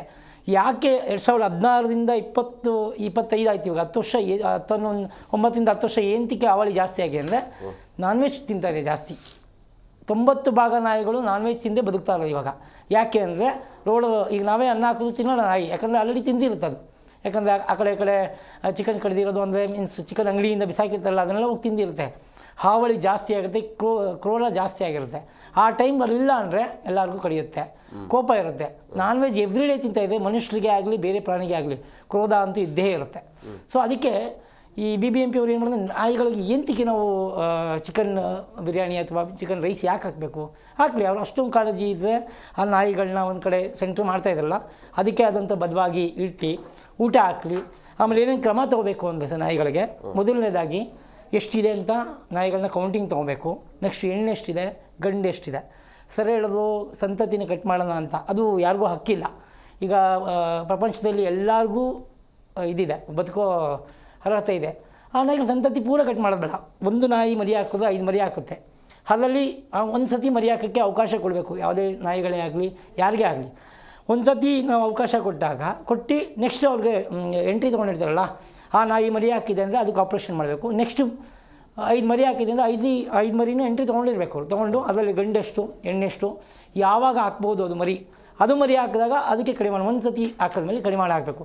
ಹಂಗಾಗ್ತಾ ಬಂದಾಗ ನಮ್ಮ ನಾಯಿಗಳೇನೆಂದರೆ ಜಾಸ್ತಿ ಆಗೋದಿಲ್ಲ, ಕಡಿಮೆ ಆಗುತ್ತೆ. ಇವಾಗ ನಾವು ಆ ಥರ ಮಾಡಲಿಲ್ಲ ಅಂದರೆ ಆಪ್ರೇಷನ್ನು ಪೂರ ಆಪ್ರೇಷನ್ ಎರಡಕ್ಕೂ ಆಪ್ರೇಷನ್ ಮಾಡಿಬಿಟ್ರೆ ನಾಯಿ ಗಣತಿ ಸ್ಟಾಪ್ ಆಗಿಬಿಡುತ್ತೆ, ನಾಯಿ ಸಂತತಿನೇ ಇರೋಲ್ಲ ಮುಂದಕ್ಕೆ. ಸೊ ಅದರಿಂದ ಅದು ಮಾಡೋದು ಬೇಡ ನಮಗೆ. ಯಾಕಂದರೆ ಅದನ್ನು ನಾಯಿನೂ ಕೂಡ ಇರಲಿ, ಆದರೆ ಸಂತತಿ ಕಡಿಮೆ ಆಗಿರಲಿ. ಆಕ್ರೋಶ ಬೇಡ ಅಂದರೆ ಊಟ ಬಿರಿಯಾನಿ ಹಾಕೋದು ಬೇಡ, ನಾರ್ಮಲ್ ಊಟ ಹಾಕೋಣ. ಕಾಳಜಿಯಿಂದ ನಮಗೂ ಇದೆ, ಬೇಡ ಅಂತ ಯಾರು ಕೂಡ ಯಾವ ಮನುಷ್ಯರು ಕೂಡ ನಾಯಿಗೆ ಊಟ ಹಾಕಬೇಡಿ ಅಂತ ಹೇಳಿಲ್ಲ. ಆಕ್ರೋಶ ಬೇಡ. 2 ದಿವಸ 2 ಸತಿ ಊಟ ಹಾಕ್ತಿದ್ರಲ್ಲ, ಅದನ್ನೇ ನೀವು ವೆಜ್ ಹಾಕಿ ಶಾಂತವತವಾಗಿ ಇರುತ್ತೆ. ಊಟ ಕರೆಕ್ಟ್ ಟೈಮ್ಗೆ ಅದೇ ಪಾಲನೆ ಮಾಡಿ. ನೀವು 18 ಕೋಟಿ ನಾನ್ ವೆಜ್ ಕೊಡೋಕ್ಕಿಂತ ಅದರಲ್ಲಿ ಅರ್ಧ ಹಾಕೋದು ತುಂಬ ಜನಗಳಿಗೆ, ತುಂಬ ನಾಯಿಗಳಿಗೆ ಉಪಯೋಗ ಆಗುತ್ತೆ. ಅಲ್ಲ, ಅವರು ನಾಯಿಗೆ ಹಾಕ್ತಾರಂತ ಏನು ಗ್ಯಾರಂಟಿ ಅಂತ ನಾನು ಹೇಳ್ತಾ. ಆಮೇಲೆ ಇನ್ನೊಂದು, ಇವಾಗ ನಾಯಿ ನಾಳೆ ಊಟ ಹಾಕ್ತಾರೆ ಅಂದರೆ ಇವತ್ತೇ 1000 kg ಚಿಕನ್ಗಳು ಕಟ್ ಮಾಡಿರ್ತಾರೆ. ನಾಳೆಗೆ ಹಾಕೋದಕ್ಕೆ ಇವತ್ತೇ ಕಟ್ ಮಾಡಿ ರೆಡಿ ಮಾಡ್ಕೊತಾರೆ. ಅದು ಕೂಡ ಕ್ವಾಲಿಟಿ ಇರೋದಿಲ್ಲ. ಆ ಕೋಳಿಗಳನ್ನ ಕಟ್ ಮಾಡಿರ್ತಾರೆ, ಒಂದು ದಿವಸ ಅದನ್ನು ಹಂಗೆ ಇಡ್ತಾರೆ, ಕೊಳೆತು ನಾಡ್ತಾ ಇರುತ್ತೆ, ಅದನ್ನೇ ಹಾಕ್ತಾರೆ. ಅದರಿಂದ ಕಾಯಿಲೆ ಇನ್ನೂ ಹೆಚ್ಚಾಗುತ್ತೆ. ಇದೇ ಪ್ರಾಬ್ಲಮ್ ಆಗುತ್ತೆ. ಇದು ಊಟ ಹಾಕೋದೇ ಈ ಥರ ಪ್ರಾಬ್ಲಮ್ ಆಗುತ್ತೆ. ಹಾಕಂಗಿದ್ರೆ ವೆಜ್ ಹಾಕಲಿ, ಕ್ರಮಬದ್ಧವಾಗಿ ನೀಟಾಗಿ ಮೇಂಟೈನ್ ಮಾಡಲಿ. ಆಮೇಲೆ ನೀವು ಹೇಳಿದ್ರಲ್ಲ ಆಯಾ ಯೋಗದಲ್ಲಿ ಮಾಡ್ತಾರೆ ಅಂತ ಮಾಡಲಿ, ಅಲ್ಲೇ ಮಾಡಲಿ, ಇಲ್ಲ ಅಲ್ಲಿರೋ ಜಾಗಕ್ಕೆ ತಲುಪಿಸ್ಲಿ. ಒಂದು. ಎರಡನೇದು, ನಾಯಿಗಳನ್ನ ಜನಗಣತಿ ಮಾಡಲೇಬೇಕು. ಅದನ್ನು ಮಾಡಿಬಿಟ್ಟು ಕೌಂಟಿಂಗ್ ತೊಗೊಂಡು ನೆಕ್ಸ್ಟು ಜನ್ರೇಷನ್ಗೂ ಸ್ಟಾಪ್ ಆಗಬಾರ್ದು, ಕಂಟಿನ್ಯೂಟಿ ಇರಬೇಕು. ಆಮೇಲೆ ವ್ಯವಸ್ಥಿತ ಇನ್ನೊಂದಿದೆ, ನಾಯಿ ಕಡ್ದಿದ ತಕ್ಷಣ ನಮ್ಮ ಸರ್ಕಾರದಲ್ಲಿ ಯಾವುದೂ ಕೂಡ ಫೆಸಿಲಿಟಿ ಇಲ್ಲ. ಎಕ್ಸಾಂಪಲ್ ನಾನೇ ಇದ್ದೀನಿ, ನಾನು ಕೂಡ ಅಟೆಂಡ್ ಮಾಡಿದ್ದೀನಿ. ನಾಯಿ ಕಚ್ಚಿದಾಗ ನಾಯಿ ಮಲಗಿದೆಯಲ್ಲ ಅಂತ ಅಂದರೆ ನರಳ್ತಾ ಇತ್ತು ಆ ನಾಯಿ. ಎತ್ಕೊಂಡು ಹೋಗಿ ನಾವು ಆಸ್ಪತ್ರೆಗೆ ಕೊಡೋಂತ ಎತ್ಕೊಂಡು ಹೋಗ್ಬೇಕಾದ್ರೆ ಆ ಬೈಕೆ ಕಚ್ಬಿಡ್ತು ಅದು. ಸೊ ಅದು ಟ್ರೀಟ್ಮೆಂಟ್ ಕೊಡಿಸಿದ್ವಿ ನಾವು, ಹಂಗೆ ಇಟ್ವಿ. ಯಾರೋ ಗಾಡಿ ಹತ್ತಿಸ್ಬಿಟ್ಟಿದ್ದು ಟ್ರೀಟ್ಮೆಂಟ್ ಕೊಟ್ವಿ. ಅದು ಕಚ್ಚಿದೆಯಲ್ಲ ಅಂತ ಹೋಗಿ ನಾವು ಹಾಸ್ಪಿಟ್ಲಿಗೆ ಹೋಗಿದ್ದೆ ನಾನೇ, ಸ್ವಚ್ಛವಾಗಿ ನಾನೇ ಹೋದಾಗ ಫಸ್ಟ್ ಒಂದು ಕ್ವಶನ್ ಕೇಳ್ತಾರೆ ಡಾಕ್ಟ್ರುಗಳೇ, ಎಂಟ್ರಿ ಮಾಡಬೇಕಾದ್ರೆ ನೀವು ಕಂಪ್ಲೇಂಟ್ ಮಾಡ್ತೀರಾ ಅಂತ. ಏನು ಕಂಪ್ಲೇಂಟ್ ಅಂದರೆ ನಾಯಿ ಕಚ್ಚಿದೆ ಅಂತ ಹೌದು ಕಂಪ್ಲೇಂಟ್ ನಾಯಿ ಕಚ್ಚಿದಂಗೆ. ಓಕೆ, ನೀವು ನಾಯಿ ಕಚ್ಚಿದೆ ಇದೇ ಏರಿಯಾದ ಕಚ್ಚಿದೆ ಅಂತ ಕಂಪ್ಲೇಂಟ್ ಮಾಡ್ತೀನಿ, ಕೆಳಗಡೆ ಹೋಗಿ ಅಂದರೆ ಮೀನ್ಸ್ ಇಲ್ಲಿ ಒಂದು ಸೆಂಟ್ರ್ ಇದೆ, ಕಂಪ್ಲೇಂಟ್ ಸೆಂಟ್ರ್ ಕೊಡಿ, ಅಲ್ಲಿ ಕಂಪ್ಲೇಂಟ್ ಎಲ್ಲ ತೊಗೊಂಡು ಅದು 2 ಅವರ್ ನಂತರ ಕಂಪ್ಲೇಂಟ್ ಪ್ರೊಸೀಜರ್ ಮುಗಿದ ಮೇಲೆ ನಿಮಗೆ ಟ್ರೀಟ್ಮೆಂಟ್ ಕೊಡ್ತೀನಿ ಅಂತ. ಯಾರಿಗೂ ಟೈಮ್ ಇರೋಲ್ಲ ಈಗಿನ ವಿಷಯದಲ್ಲಿ. 2 ಅವರ್ ಆಗುತ್ತಾ? ಹೌದು 2 ಅವರ್ ಆಗುತ್ತೆ, ಪ್ರೊಸೀಜರ್ ಇದೆ, ಮುಗಿಸ್ಕೊಂಡು ಬನ್ನಿ, ನಾವು ನಿಮಗೆ ಟ್ರೀಟ್ಮೆಂಟ್ ಕೊಡ್ತೀವಿ. ಇಲ್ಲ ಅಂದರೆ ಇಮಿಡಿಯೇಟ್ ಟ್ರೀಟ್ಮೆಂಟ್ ಕೊಡ್ತೀವಿ ಅಂತಾರೆ. ಆಬ್ಜೆಕ್ಟ್ ಯಾವ ಯೋಚನೆ ಮಾಡ್ತೀವಿ ನಾವು, ಟೈಮ್ ಇರೋದಿಲ್ಲ, ನಮ್ಮ ಕೆಲಸ ಕಾರ್ಯ ಬಿಟ್ಟು ಬಂದಿರ್ತೀವಿ. ಸೊ ಅವಾಗ ಆಯಿತು ನಾನು ಕಂಪ್ಲೇಂಟ್ ಕೊಡೋದಿಲ್ಲ ತೊಗೊಳ್ಳಿ ಅಂತ. ಸೊ ಬರ್ಕೊತಾರೆ, 5 ಇಂಜೆಕ್ಷನ್ಸು ಅದೇನು ಕೊಡ್ತಾರೆ. ಕೊಟ್ಟಾದಮೇಲೆ ನೆಕ್ಸ್ಟು ನಾವು ಹೋಗಿಲ್ಲ ಅಂದರೆ ಫಾಲೋಅಪ್ ಇರೋಲ್ಲ. ಅದು ಆ ಫಾಲೋಅಪ್ ಬರಬೇಕು. ಈಗ ಹೆಂಗೆ ನಾವು BBMP ಅವರು ಏನು ಕಟ್ಟಿಲ್ಲ ಅಂದರೆ ಫಾಲೋಅಪ್ ಕೊಡ್ತಾರೆ, ಆ ಥರ ನಾಯಿ ಕಚ್ಚಿರೋರಿಗೆ ಅವ್ರಿಗೆ ನಂಬರ್ ತೊಗೊಂಡು ನೋಡಿ ನಾಳೆ ನಿಮ್ಮದು ಡೋಸ್ ಇದೆ, ನಿಮ್ದು ಇಂಜೆಕ್ಷನ್ ಇದೆ, ಬನ್ನಿ. ಫಾಲೋಅಪ್ ಇಲ್ಲ. ಆಮೇಲೆ ಒಂದೇ ಕಡೆ ಸರ್ ಕೊಡೋದು, ಇಲ್ಲಿಂದ ಮಾರ್ಕೆಟ್ ಹತ್ರ ಇದೆಲ್ಲ ದೊಡ್ಡ ಹಾಸ್ಪಿಟಲ್, ಒಂದೇ ಕಡೆ ಕೊಡೋದು, ಇನ್ನೆಲ್ಲೂ ಕೂಡ ಕೊಡೋಲ್ಲ. ಎಲ್ಲೇ ಹೋಗಲಿ ಸ್ಟಾಕ್ ಇಲ್ಲ. ಯಾಕಂದರೆ ಇಲ್ಲಿ ಜಾಸ್ತಿ ನಾಯಿ ಕಚ್ಚಲ್ವಲ್ಲ, ಆ ಸ್ಟಾಕ್ ಇಟ್ಕೊಂಡಿರೋ ಇಷ್ಟು ದಿನ ಅಂತ ಅದನ್ನು ಜಾಸ್ತಿ ಮಾಡಬೇಕಲ್ಲ ಸರ್. ಈಗ ನೀವು ಯಾವುದೋ ಒಂದು ಜಾಗದಲ್ಲಿ ಮಾತ್ರ ನೀವು ಚಿಕಿತ್ಸೆಗೆ ವ್ಯವಸ್ಥೆ ಇತ್ತೆ ಅಂತ ಹೇಳಿದಾಗ ನೀವು ಇದನ್ನು ಕೊಡೋ ಬದಲು ಎಲ್ಲೆಲ್ಲಿ ನಾಯಿ ಕಚ್ಚಿದೆ ತಕ್ಷಣ ನಮಗೆ ಪರಿಹಾರ ಸಿಗೋ ಥರ, ಅಥವಾ ಚಿಕಿತ್ಸಾ ವ್ಯವಸ್ಥೆನೋ ಅಥವಾ ಏನೋ ಒಂದು ಸಮಸ್ಯೆ ಆದಾಗ ಅದಕ್ಕೆ ಏನೋ ಪರಿಹಾರ ಕೊಡೋ ಥರ ಮಾಡೋದು ಬಿಟ್ಟು ನೀವು ನಾಯಿಗಳಿಗೆ 18 ಕೋಟಿ ಖರ್ಚು ಮಾಡ್ತೀವಿ ಅಂತ ಹೇಳಿದಾಗ ನಾಯಿ ಕಚ್ಚಿದ ತಕ್ಷಣ ಅಲ್ಲಿ ನಿಮ್ಗೆ ನ್ಯಾಯನೇ ಸಿಗೋದಿಲ್ಲ. ಬೇಗ ಏನಾದರೂ ಹೆಚ್ಚು ಕಮ್ಮಿ ಆಯಿತು ಅಂತ ಹೇಳಿದ್ರೆ ಸರ್, ಇವಾಗ ಅವ್ರು ಹೇಳ್ತಾ ಇರ್ತಕ್ಕಂಥದ್ದು ಬೆಂಗಳೂರಿನಲ್ಲಿ 2.8 ಲಕ್ಷ ಅಂದರೆ 2.8 ಲ್ಯಾಕ್ಸ್ ಡಾಗ್ಸ್ ಅಂತಕ್ಕಂಥದ್ದು. ಅವರ ಲೆಕ್ಕದಲ್ಲೇ ದಿನಕ್ಕೆ ಒಂದು ನಾಯಿಗೆ 100 ರೂಪಾಯಿ ಖರ್ಚು ಮಾಡಬೇಕು ಅಂದರೆ 3 ಕೋಟಿ ರೂಪಾಯಿ ಒಂದು ದಿನಕ್ಕೆ ಬೇಕು ಸರ್. ಒಂದು ವರ್ಷಕ್ಕೆ 1,000 ಕೋಟಿ ರೂಪಾಯಿ ಬೇಕು. ಎಲ್ಲಿಂದ ತರ್ತಾರೆ? 18 ಕೋಟಿಗೂ 1,000 ಕೋಟಿಗೂ ಎಲ್ಲಿಗೆ ಸಂಬಂಧ? ಇವರು ಯಾವುದೇ ಒಂದನ್ನು ಕೂಡ ವೈಜ್ಞಾನಿಕವಾಗಿ ಮಾಡ್ತಾ ಇಲ್ಲ. First of all dog census ಆಗಿಲ್ಲ. ಅವ್ರು ಹೇಳ್ತಾ ಇರ್ತಕ್ಕಂಥದ್ದು ಶುದ್ಧ ಸುಳ್ಳು. ಆಮೇಲೆ ಇವಾಗ ಸುಪ್ರೀಂ ಕೋರ್ಟ್ ಆದೇಶದ ಪ್ರಕಾರ ಇವರು 19 ಅಥವಾ 20 ಸೆಂಟರ್ಸ್ ಮಾಡಿದರೆ ಪ್ರತಿಯೊಂದು ಸೆಂಟರ್ಸ್ಗೂ ಕೂಡ ಸುಮಾರು 10,000-12,000 ನಾಯಿಗಳನ್ನು ಇಡಬೇಕಾಗ್ತದೆ ಒಂದೊಂದು ಸೆಂಟರ್ಸ್ನಲ್ಲಿ. Do they have the facility? Sir ಎಲ್ಲಿದೆ ಸರ್ 10,000-12,000 ಇಡ್ಲಿಕ್ಕೆ? ಅಂದರೆ ಯಾವುದೇ ಒಂದು ವೈಜ್ಞಾನಿಕವಾಗಿ ಸೈಂಟಿಫಿಕ್ ಆಗಿ ಅನಲೈಸ್ ಮಾಡಿಲ್ಲ. ಇದು ಹೇಳ್ತಾ ಇರತಕ್ಕಂಥದ್ದು ಶುದ್ಧ ಸುಳ್ಳು. 2.8 ಲಕ್ಷ ಅಂತಕ್ಕಂಥದ್ದು ಸುಳ್ಳು. 18 ಕೋಟಿ ಯಾವ ಮೂಲೆಗೆ ಸರ್? ಅವರ ಲೆಕ್ಕದಲ್ಲೇ ಮಿನಿಮಮ್ 100 ರೂಪೀಸ್. ನೀವು ವೆಜ್ ಫುಡ್ ಕೊಟ್ಟರೆ 100 ರೂಪಾಯಿ ಆಗ್ತದೆ. ಮತ್ತೆ ಅಲ್ಲಿ ಸಂಬಳ ಕೊಡಬೇಕು, ಅದನ್ನು ಮೇಂಟೈನ್ ಮಾಡಬೇಕು, ಎಲೆಕ್ಟ್ರಿಕ್. ಲಾಜಿಕ್ ಆಗಿ ಹೇಳಿದ್ರೆ ಅಂದರೆ ಒಂದು ನಾಯಿಗೆ ನೀವು 100 ರೂಪಾಯಿ ಹಾಕಿದ್ರು ಕೂಡ 1,000 ಕೋಟಿ ಒಂದು ವರ್ಷಕ್ಕೆ ಬೇಕು ಸರ್. 1,000 ಕೋಟಿ ಬೇಕಾಗುತ್ತೆ. 1,000 ಕೋಟಿ ರೂಪಾಯಿ ಬೇಕಾಗ್ತದೆ ಕ್ರಮಬದ್ಧವಾಗಿ ಏನು ಮಾಡ್ತಾರೆ ಸರ್. ಅಂದರೆ ಇವರು ಜನಗಳಿಗಿನ್ನ ಮೂರ್ಖರನ್ನಾಗಿ ಮಾಡ್ತಕ್ಕಂಥ ಕೆಲಸಗಳನ್ನು GBI ಮಾಡ್ತಾ ಇರ್ತಾರೆ ಸರ್. ಇವತ್ತು GBI ಅಡ್ಮಿನಿಸ್ಟ್ರೇಷನ್ ಹಾಗೆ ನಡೀತಾ ಇದೆ ಅಂತಂದರೆ ಜನಗಳಿಗೆ ಯಾವುದೇ ವಿಶ್ವಾಸ ಇಲ್ಲ. ಕೇವಲ ಕೆಲವೇ IAS ಅಧಿಕಾರಿಗಳು ಕೂತ್ಕೊಂಡು ತೊಗಲಕು ದರ್ಬಾರು ನಡೆಸ್ತಾ ಇದ್ದಾರೆ. ಇವತ್ತು ಕಚ್ಚಿದ ಔಷಧಿ ಇಲ್ಲ. ಇವ್ರು ಹೇಳ್ತಾ ಇದ್ದಾರೆ ವಿಕ್ಟೋರಿಯಾ ಹಾಸ್ಪಿಟಲ್ಗೆ ಹೋಗಬೇಕು, ಅದು ಒಂದು ಇಂಜೆಕ್ಷನ್ ಬೆಲೆ ಹೊರಗಡೆ 5,000 ರೂಪಾಯಿ ಆಗ್ತದೆ. ಬಡವರು ಕೊಡ್ಲಿಕ್ಕೆ ತೊಗೊಳ್ಳಿಕ್ಕಾಗಲ್ಲ. ಇವತ್ತು ನೋಡಿ ವಿಕ್ಟೋರಿಯಾ ಹಾಸ್ಪಿಟಲ್ಲಿ ಜನ ಕ್ಯೂ ನಿಂತಿರ್ತಾರೆ ತೊಗೊಳ್ಳಿಕ್ಕೆ. ಎಷ್ಟು ಇದು ನಾಯಿಗಳ ಕಡಿತ ಆಗ್ತಾ ಇದೆ, ಎಲ್ಲೂ ಸ್ಟ್ಯಾಟಿಸ್ಟಿಕ್ಸ್ ಇಲ್ಲ. ನಿರ್ವಹಿಸಲಿಕ್ಕೆ ಅಲ್ಲಿ GBIನಲ್ಲಿ ಸರ್ ಇಲಾಖೆನೇ ಇಲ್ಲ ಸರ್. First of all there is no dedicated department in the BBMP. ಒಂದು ಇಲಾಖೆ ಇರಬೇಕು. ಅವರು ಇಲಾಖೆಯಲ್ಲಿ ಇರ್ತಕ್ಕಂಥದ್ದು ಮಾಡ್ತಾ ಇರ್ತಕ್ಕಂಥದ್ದು. ಅವರು ಹೇಳಿದರು ಮಾಂಸಗಳ ಗುಣಮಟ್ಟ ಪರಿಶೀಲನೆ ಮಾಡ್ತಕ್ಕಂಥದ್ದು ಇದೆಯಲ್ಲ, ಯಾವುದು ಕೋಳಿ ಅಂಗಡಿಗಳಿಗೆ ಮತ್ತು ಪೆಟ್ ಸ್ಟೋರ್ಸ್ಗಳಿಗೆ ಇದನ್ನು ಲೈಸೆನ್ಸ್ ಕೊಡ್ತಕ್ಕಂಥ ಕೆಲಸವೇ ಹೊರತು ಬೀದಿ ನಾಯಿಗಳಿಗೋಸ್ಕರ ಡೆಡಿಕೇಟ್ ಆದಂಥ ಒಬ್ಬ ಅಧಿಕಾರಿ GBIನಲ್ಲಿಲ್ಲ. ಹಾಗಿದ್ರೆ ಯಾಕೆ ಸುಳ್ಳು ಹೇಳ್ತಾ ಇದ್ದೀರಾ ನೀವು? 2.1 ಲಕ್ಷ ಎಲ್ಲಿ ಬಂತು? ಯಾವ ಇದರಲ್ಲಿ ನೀವು ಯಾವ ಮಾನದಂಡ ಇದೆ ಅದಕ್ಕೆ? ಎಲ್ಲಿ ನೀವು ಸೆನ್ಸಸ್ ನಡೆಸಿದ್ದೀರಾ? ಯಾರು ನಡೆಸಿದವ್ರು ಯಾರು? ಆಮೇಲೆ ಇವತ್ತು ಹೇಳ್ತಾ ಇದ್ದಾರೆ 9 NGOಗಳಿಗೆ ಕೊಡ್ತೀವಿ ಅಂತ. ನಾವು ನೋಡಿದ್ದೀವಿ ಎಂಥ NGOಗಳು ಅಂದರೆ ಇದಕ್ಕೋಸ್ಕರ ಅದೇ ಅಧಿಕಾರಿಗಳು ರಾಜಕಾರಣಿಗಳು ಒಂದು ಸೃಷ್ಟಿ ಮಾಡ್ತಾರೆ. ABC ಪ್ರೋಗ್ರಾಮ್ನಲ್ಲಿ ಸರ್ ಹೀಗೆ ಸುಮಾರು 20 ಕೋಟಿ ರೂಪಾಯಿಗಳ ಹಣವನ್ನು ಪ್ರತಿ ವರ್ಷ ಲೂಟಿ ಹೊಡಿತಾ ಇದ್ರು ಬರೀ ABC ಪ್ರೋಗ್ರಾಮ್ನಲ್ಲಿ. ಅಲ್ಲಿದ್ದಂಥ NGOಗಳಿಗೆ ಯಾವುದೇ ಅನುಭವ ಇಲ್ಲ, ಅಲ್ಲಿ ಯಾರೇ ಸಾರ್ವಜನಿಕರೇ ಇಲ್ಲ, ಕೇವಲ ಈ ಯಾರು ಹಿರಿಯ ನಿವೃತ್ತ ಅಧಿಕಾರಿಗಳು ಮತ್ತು ರಾಜಕೀಯ ವ್ಯಕ್ತಿಗಳು ಸೇರಿ NGOಗಳನ್ನು ಮಾಡ್ತಕ್ಕಂಥದ್ದು. ಹೀಗಾಗಿ ಇವಾಗ ಮಾಡಿ ಸರ್ ದಿನಕ್ಕೆ ಇವರ ಪ್ರಕಾರನೇ 2.8 ಲಕ್ಷ ನಾಯಿಗಳಿಗೆ 1 ವರ್ಷಕ್ಕೆ 1,000 ಕೋಟಿ ರೂಪಾಯಿ ಬೇಕಾಗ್ತದೆ. ಯಾರೇ ಒಬ್ಬ ಸಾಮಾನ್ಯ ಮನುಷ್ಯ ಇದನ್ನು ಹೇಳ್ಬೋದು. ಹೀಗಿದ್ದಾಗ ಈ ರೀತಿಯ ಸುಳ್ಳು ಅಂಕಿಅಂಶಗಳನ್ನು ಕೊಡ್ತಕ್ಕಂಥದ್ದು ಯಾವುದೇ ಒಂದು ಅಂದರೆ ಕಾರ್ಪೊರೇಷನ್ನಿನ ಆಡಳಿತ ಸಂಪೂರ್ಣ ಕುಸಿದಿರ್ತಕ್ಕಂಥದ್ದು ಇವತ್ತು ಯಾವುದೂ ನಡೀತಾ ಇಲ್ಲ. ಖಾತಾ ಕೊಡ್ಲದಲ್ಲಿರ್ಬೋದು, ರಸ್ತೆ ಗುಂಡಿಗಳನ್ನು ಮುಚ್ಚೋದ್ರಲ್ಲಿರ್ಬೋದು. ಸರ್ ಇವತ್ತು ಬೀದಿ ನಾಯಿಗಳಲ್ಲಿ ಲೈಸೆನ್ಸ್ಗಳು ಯಾಕೆ ಕೊಡ್ತಾ ಇಲ್ಲ ನೀವು? ಕಡ್ಡಾಯವಾಗಿ ಲೈಸೆನ್ಸ್ ಕೊಡಬೇಕು. ಎಷ್ಟು ಲೈಸೆನ್ಸ್ಗಳು ಕೊಟ್ಟಿದ್ದೀರಾ? ಮೆಡಿಕಲ್ ಆಫೀಸರ್ ಹೆಲ್ತ್ ಇರ್ತಕ್ಕಂಥದ್ದು, ಟ್ರೇಡ್ ಲೈಸೆನ್ಸ್ ಕೊಡ್ತಕ್ಕಂಥವ್ರು ಅವ್ರ ಜವಾಬ್ದಾರಿ ನಾಯಿಗಳಿಗೆ. ಸರ್ ಇವತ್ತು ಕೂಡ 100 ಜನ ಕೂಡ ಇವತ್ತು ನಾಯಿ ಲೈಸೆನ್ಸನ್ನು ಬ್ಯಾಂಗ್ಳೂರಿನಲ್ಲಿ ತೊಗೊಂಡಿಲ್ಲ. ಇದು ಅವರು 2.9 ಲಕ್ಷ ಇವ್ರು ಹೇಳ್ತಾ ಇರೋಂಥದ್ದು ಬೀದಿ ನಾಯಿ ಸಾಕಿರ್ತಕ್ಕಂಥದ್ದು ನಾಯಿಗಳೇನಿದೆ. ಸರ್ ಇನ್ನೊಂದು ಸಮಸ್ಯೆ ಏನಾಗಿದೆ, ಯಾಕೆ ಬೀದಿ ನಾಯಿಗಳ ಹೆಚ್ಚಳ ಜಾಸ್ತಿ ಆಗ್ತಾ ಇದೆ ಅಂದರೆ ಸರ್ ಭಾಳ ಜನ ಸಾಕಿ ಒಂದು ಟೈಮಲ್ಲಿ ತಂದು ಬೀದಿಗೆ ಬಿಟ್ಟು ಹೋಗ್ಬಿಡ್ತಾರೆ. ವರ್ಗಾವಣೆ ಆದಾಗಲೋ ಏನೋ ಸಾಕಲಾಗದಲ್ಲೇ ಏನೋ ಒಂದು ಕಾರಣದ ಹೀಗಾಗಿ ಏನಾಗ್ತಾ ಇದೆ, ಬೀದಿ ನಾಯಿಗಳು ಜಾಸ್ತಿ ಆಗ್ತಾ ಇದೆ. ನೀವು ಲೈಸೆನ್ಸಿಂಗನ್ನು ಕಡ್ಡಾಯ ಮಾಡಿ, ಕರೆಕ್ಟಾಗಿ ಮಾನಿಟರ್ ಮಾಡಿ. ಯಾವುದೇ ಕಾರಣಕ್ಕೂ ಅವನು ಲೈಸೆನ್ಸ್ ತೊಗೊಂಡು ಸಾಕಿದವನು ಯಾವುದೇ ಕಾರಣಕ್ಕೂ ಬೀದಿಗೆ ಬಿಡಬಾರ್ದು. ಅಂಥವ್ರ ಮೇಲೆ ತೆರಿಗೆ ಹಾಕಿ, ನೀವು ಸಾಕು ನಾಯಿಗೂ ತೆರಿಗೆ ಹಾಕಿ. ಯಾಕೆ ಹಾಕಬಾರ್ದು ನೀವು? ಯಾಕೆ ನಮ್ಮ ಬೇರೆ ಜನಗಳು ಯಾಕೆ ಅದರ ಮೇಲೆ ಕೊಡಬೇಕು ಅಂತಕ್ಕಂಥದ್ದು?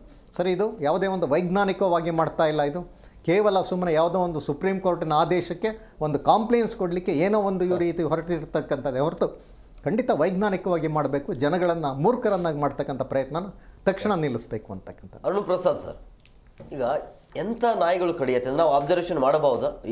ಈ ನಾಯಿ ನೋಡಿದ್ರೆ ಡೇಂಜರ್ ಅಂತ ಅನ್ಸುತ್ತೆ, ಕಡಿಬಹುದು, ಹತ್ತಿರ ಹೋಗಬಾರ್ದು ಅಂತೇಳಿ ಆ ಥರ ನೋಡಿ.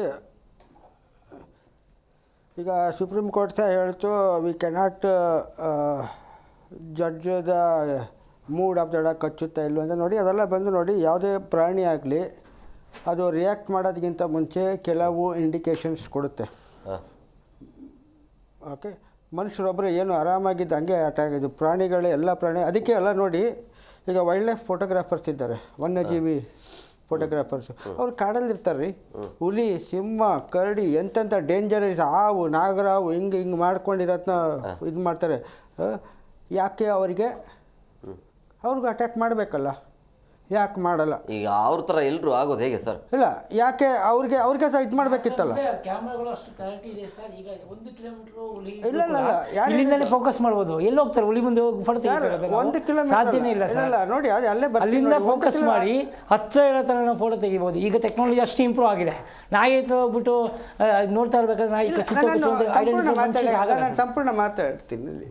ನೋಡಿ, ಯಾವುದೇ ವೈಲ್ಡ್ ಲೈಫ್ ಫೋಟೋಗ್ರಾಫರ್ ಆಗಲಿ ಅವರಿಗೆ ಒಂದು ಪ್ರಾಣಿಯ ಚಲನವಲನ ಮತ್ತು ಅದರ ವರ್ತನೆಗಳು ಎಲ್ಲ ಗೊತ್ತಿದೆ. ಮತ್ತು ನೋಡಿ, ಎಲ್ಲ ಪ್ರಾಣಿಗಳಿಗೂ ಒಂದು ಪ್ರೈವೇಟ್ ಸ್ಪೇಸ್ ಇದೆ. ಈಗ ನೋಡಿ, ಉದಾಹರಣೆಗೆ ಬಸ್ಸಲ್ಲಿ, ಓಕೆ ನಾನು ಹೇಳ್ತೀನಿ, ಬಸ್ಸಲ್ಲಿ ಒಂದು ಲೇಡೀಸ್ ಇದ್ದ ಅಂದರೆ ಪರಿಚಯ ಇದ್ದ ಅಂದರೆ ಹೋಗಿ ಪಕ್ಕದಲ್ಲಿ ನಿಂತ್ಕೋಬೋದು. ಅದೇ ಪರಿಚಯ ಇಲ್ಲದವರು ಹೋಗ್ಬಿಟ್ಟು ಹತ್ರ ಯಾರು ಸ್ವಲ್ಪ ದೂರ ಹೋಗ್ರಿ ಅಲ್ಲಿ ಇದರಲ್ಲಿ ಕೂತ್ ಮಾಡಿ ಅಂತಾರೆ. ಯಾಕೆ? ಎಲ್ಲರದ್ದು ಒಂದು ಪ್ರೈವೇಟ್ ಸ್ಪೇಸ್ ಅಂತಿದೆ. ಎಲ್ಲ ಪ್ರಾಣಿಗಳದ್ದು ಅಷ್ಟೇ ಕೆಲವು ಸ್ವಭಾವಗಳಿದೆ ಮತ್ತು ಅದರದ್ದೇ ಒಂದು ಪ್ರೈವೇಟ್ ಸರೌಂಡಿಂಗ್ ಸ್ಪೇಸ್ ಇದೆ. ಅದು ಬೇರೆಯವ್ರಿಗೆ ಯಾರ ಮೇಲೆ ಅದು ನಂಬಿಕೆ ಇಲ್ವೋ ಅಂಥವ್ರಿಗೆ ಅದು ಹತ್ರ ತರ್ಸೋಕ್ಕೆ ಬಿಡಲ್ಲ. ಓಕೆ, ಇವಾಗ ನಾವು ಕಾನೂನಾತ್ಮಕವಾಗಿ ಮಾತಾಡಬೇಕಂದ್ರೆ ABC ರೂಲ್ 16 ಸಬ್ ರೂಲ್ 9 ಅಡಿಯಲ್ಲಿ ಪ್ರಾಣಿಗಳ ಬಗ್ಗೆ ಎಲ್ಲ ಬಂದು ಜಾಗೃತಿ ಮೂಡಿಸ್ಬೇಕಂತಿದೆ. ವರ್ಲ್ಡ್ ಹೆಲ್ತ್ ಆರ್ಗನೈಜೇಷನ್ ಅವರು ಒಂದು ಕ್ಯಾಟ್ಲಾಗ್ ಮ್ಯಾನ್ಯಲ್ ಮಾಡಿದ್ದಾರೆ.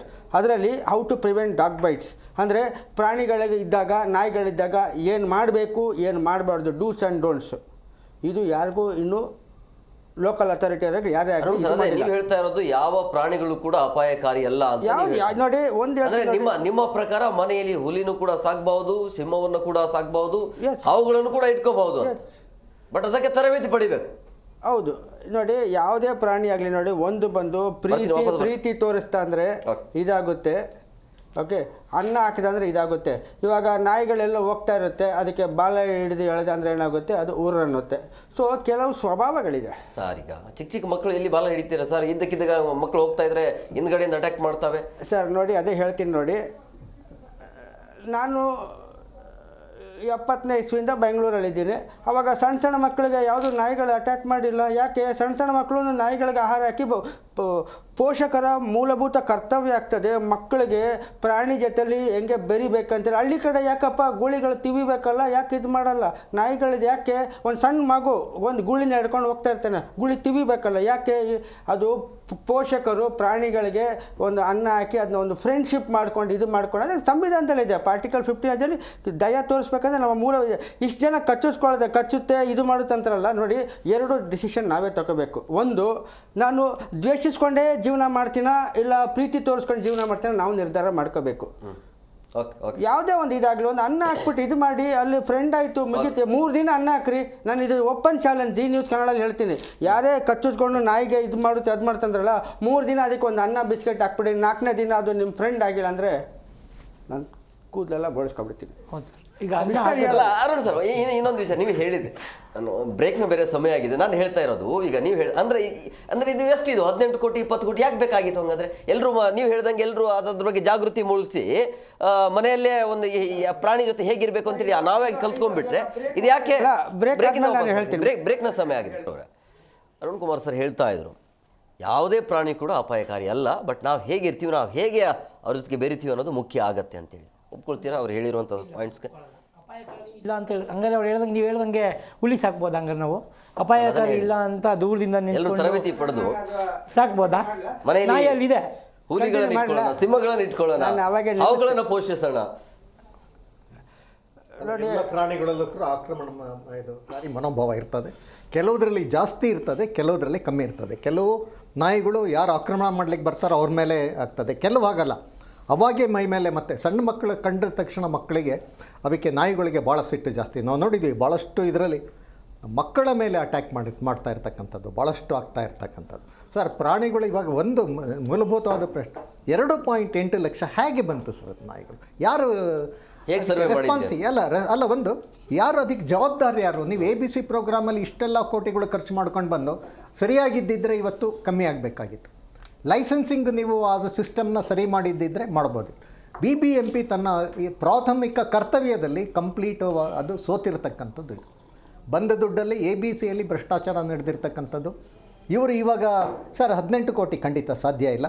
ಆಮೇಲೆ ಈ ಆಕ್ರಮಣವನ್ನು ಪ್ರಾಣಿಗಳ ಆಕ್ರಮಣವನ್ನು ತಡಿಲಿಕ್ಕೆ ಎಂದಿಗೂ ಸಾಧ್ಯ ಇಲ್ಲ. ಇದು ಕೇವಲ ಅದು ಭಾಳ ಈಗ ಹಾವು ಹಿಡಿಯೋರಿಗೆ ಅವರು ಹೀಸ್ ಎಕ್ಸ್ಪರ್ಟ್ ಆಗಿರ್ತಾರೆ. ಹೀಗಾಗಿ ಎಲ್ಲರೂ ಹಾವು ಹಿಡಿಲಿಕ್ಕಾಗಲ್ಲ, ಹಾವೇನು ಮಾಡಲ್ಲ ಅಂತಂದರೆ ನಾವು ಸುಮ್ಮನೆ ಕೂರ್ಲಿಕ್ಕಾಗೋದಿಲ್ಲ ಸರ್. ಹೀಗಾಗಿ ಈ ಆಕ್ರಮಣಕಾರಿ ಇರ್ತಕ್ಕಂಥ ಪ್ರಾಣಿಗಳ ಬಗ್ಗೆ ಸರ್ ಇವಾಗ ಅದೇ ಅವೆಲ್ಲ ಈಗ ದೆರ್ ಇಸ್ ನೋ ಸರ್, ಈಗ ನಮಗೆ ಇರ್ತಕ್ಕಂಥದ್ದು ಏನು ಚಾಯ್ಸ್ ಇಲ್ಲ ಸರ್.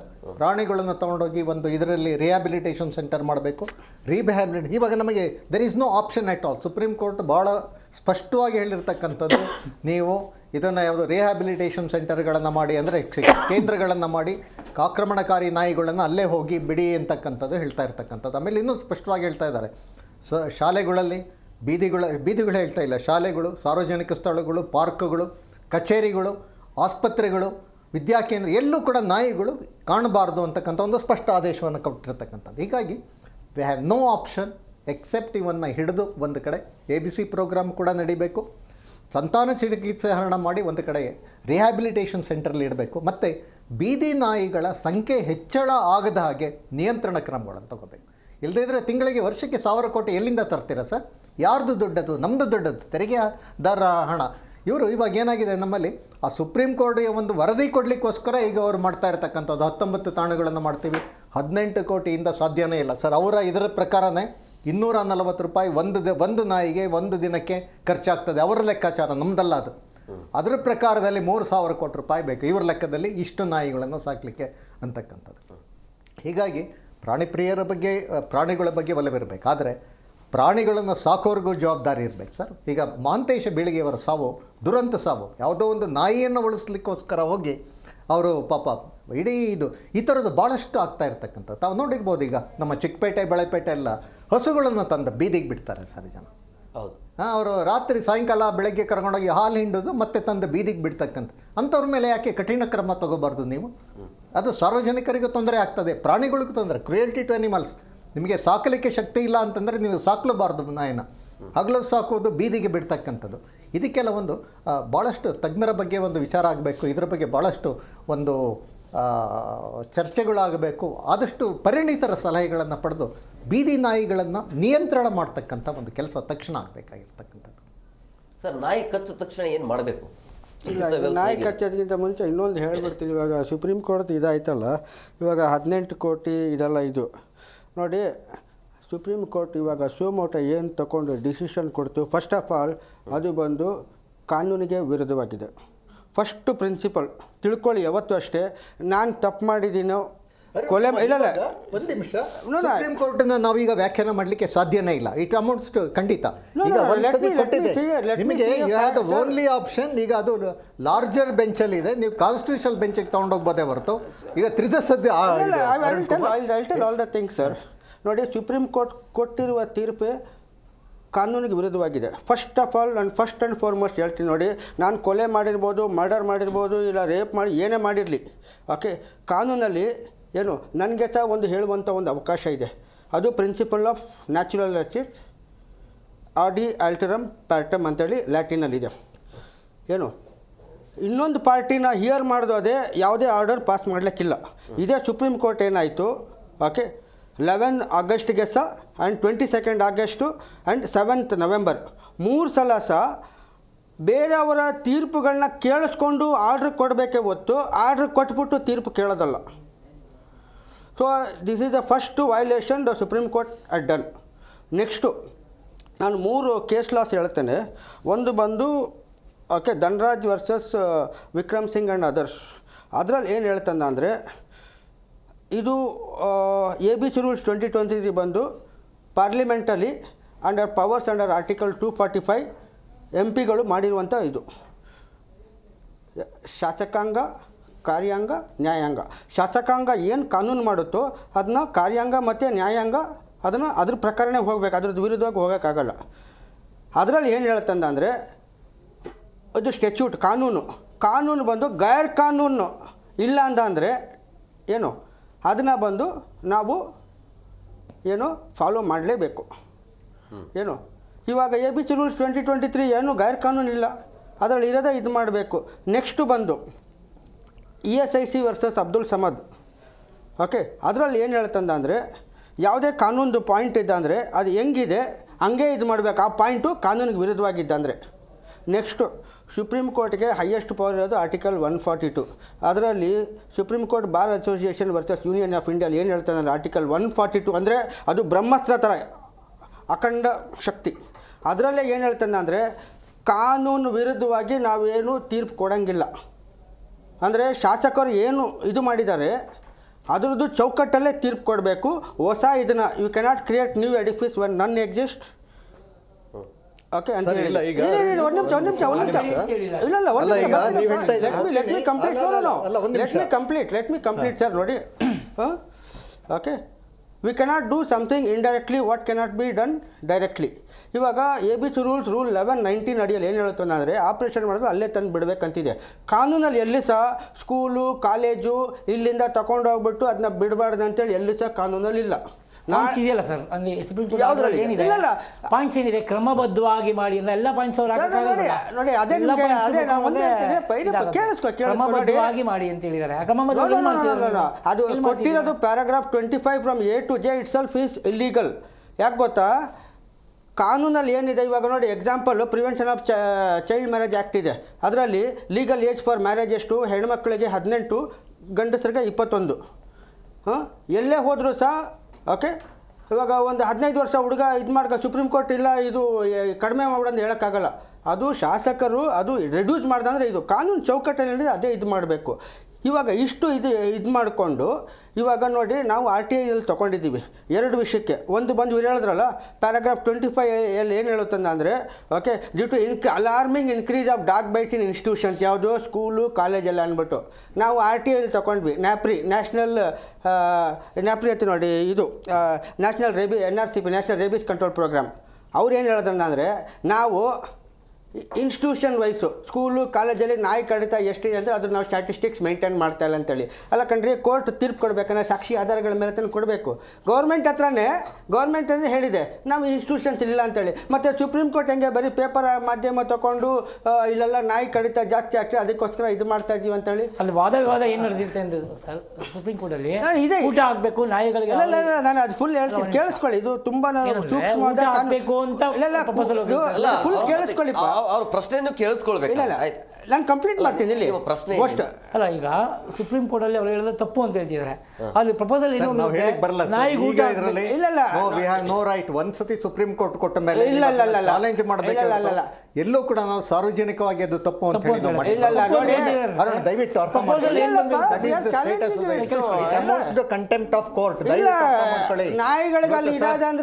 ಮೇನಕಾ ಗಾಂಧಿ ಕೇಸ್ನಲ್ಲಿ ಕೊಟ್ಟಂತ ತೀರ್ಪನ್ನ ಇವತ್ತು ರಿವ್ಯೂ ಮಾಡ್ತಾ ಇರ್ತಕ್ಕಂಥದ್ದು. ಆಗಿನ ಕಾಲಮಾನಕ್ಕೆ ಅದು ಬೇಕಾಗಿತ್ತು ಸರ್. ಇವತ್ತು ಇಷ್ಟು NGOಗಳು ಹೋರಾಡ್ತಾ ಇರ್ತಕ್ಕಂಥವ್ರು ಸರ್. ನಾನು ಕಂಟಿನ್ಯೂ ಮಾಡಕ್ಕೆ ಬಿಡಿಪ್ಪ, ಒಂದು ನಿಮಿಷ ನಿಲ್ಲಿ. ಇನ್ನೊಂದು ಬರ್ತೇನೆ. ಏನು ಹೈವೇಗಳಲ್ಲಿ ಏನು ಇದು ಹಸುಗಳಿಂದೆಲ್ಲ ಇದಾಗ್ತದೆ ಅಂತ ಇದೆ. ಮೋಟಾರ್ ವೆಹಿಕಲ್ ಡ್ರೈವಿಂಗ್ ರೆಗ್ಯುಲೇಷನ್ 25 ಏನು ಹೇಳುತ್ತಂದ್ರೆ ಸರ್, ಫಸ್ಟು ಕಾನೂನು ಸ್ವಲ್ಪ ನಾವು ತಿಳ್ಕೋಬೇಕು. ಓಕೆ, ರೆಗ್ಯುಲೇಷನ್ 25 ಏನು ಹೇಳುತ್ತಂದರೆ ಓಕೆ, ಯಾವುದೇ ಪ್ರಾಣಿಗಳು ಹೋಗ್ತಾ ಇದೆ ಅಂದರೆ ಇಲ್ಲ ಕ್ರಾಸ್ ಮಾಡ್ತಾ ಇದ್ರೆ ನಾವು ಗಾಡಿಗಳನ್ನ ನಿಲ್ಲಿಸ್ಬೇಕಂತೇಳಿದೆ. ಅದನ್ನು ಗಾಡಿ ಯಾಕೆ ಬಿಡ್ತೀರಾ ರಸ್ತೆಗಳಲ್ಲಿ? ನೀವು ಸಾಕಿದ ಮೇಲೆ ನಿಮ್ಮ ಜವಾಬ್ದಾರಿ. ಪ್ರಾಣಪ್ರಿಯರುಗಳು ಸರ್ ಹೇಳ್ತಕ್ಕಂಥದ್ದು ಇವರು ಕೋರ್ಟಲ್ಲಿ ಮಾತ್ರ ವಾದ ಮಾಡ್ತಕ್ಕಂಥಲ್ಲ, ಪ್ರತಿ ಊರುಗಳಲ್ಲಿ ಯಾಕೆ ಇವರು ಇದ್ರ ಬಗ್ಗೆ ರಕ್ಷಣೆ ಬಗ್ಗೆ ಕ್ರಮ ತಗೊಳ್ತಾ ಇದ್ದಾರೆ ಸರ್? ಬೆಂಗಳೂರಿನಲ್ಲಿ 106 ಕೋಟಿ ರೂಪಾಯಿ ಲೂಟಿ ಹೊಡಿತಾ ಇದ್ದಾರೆ.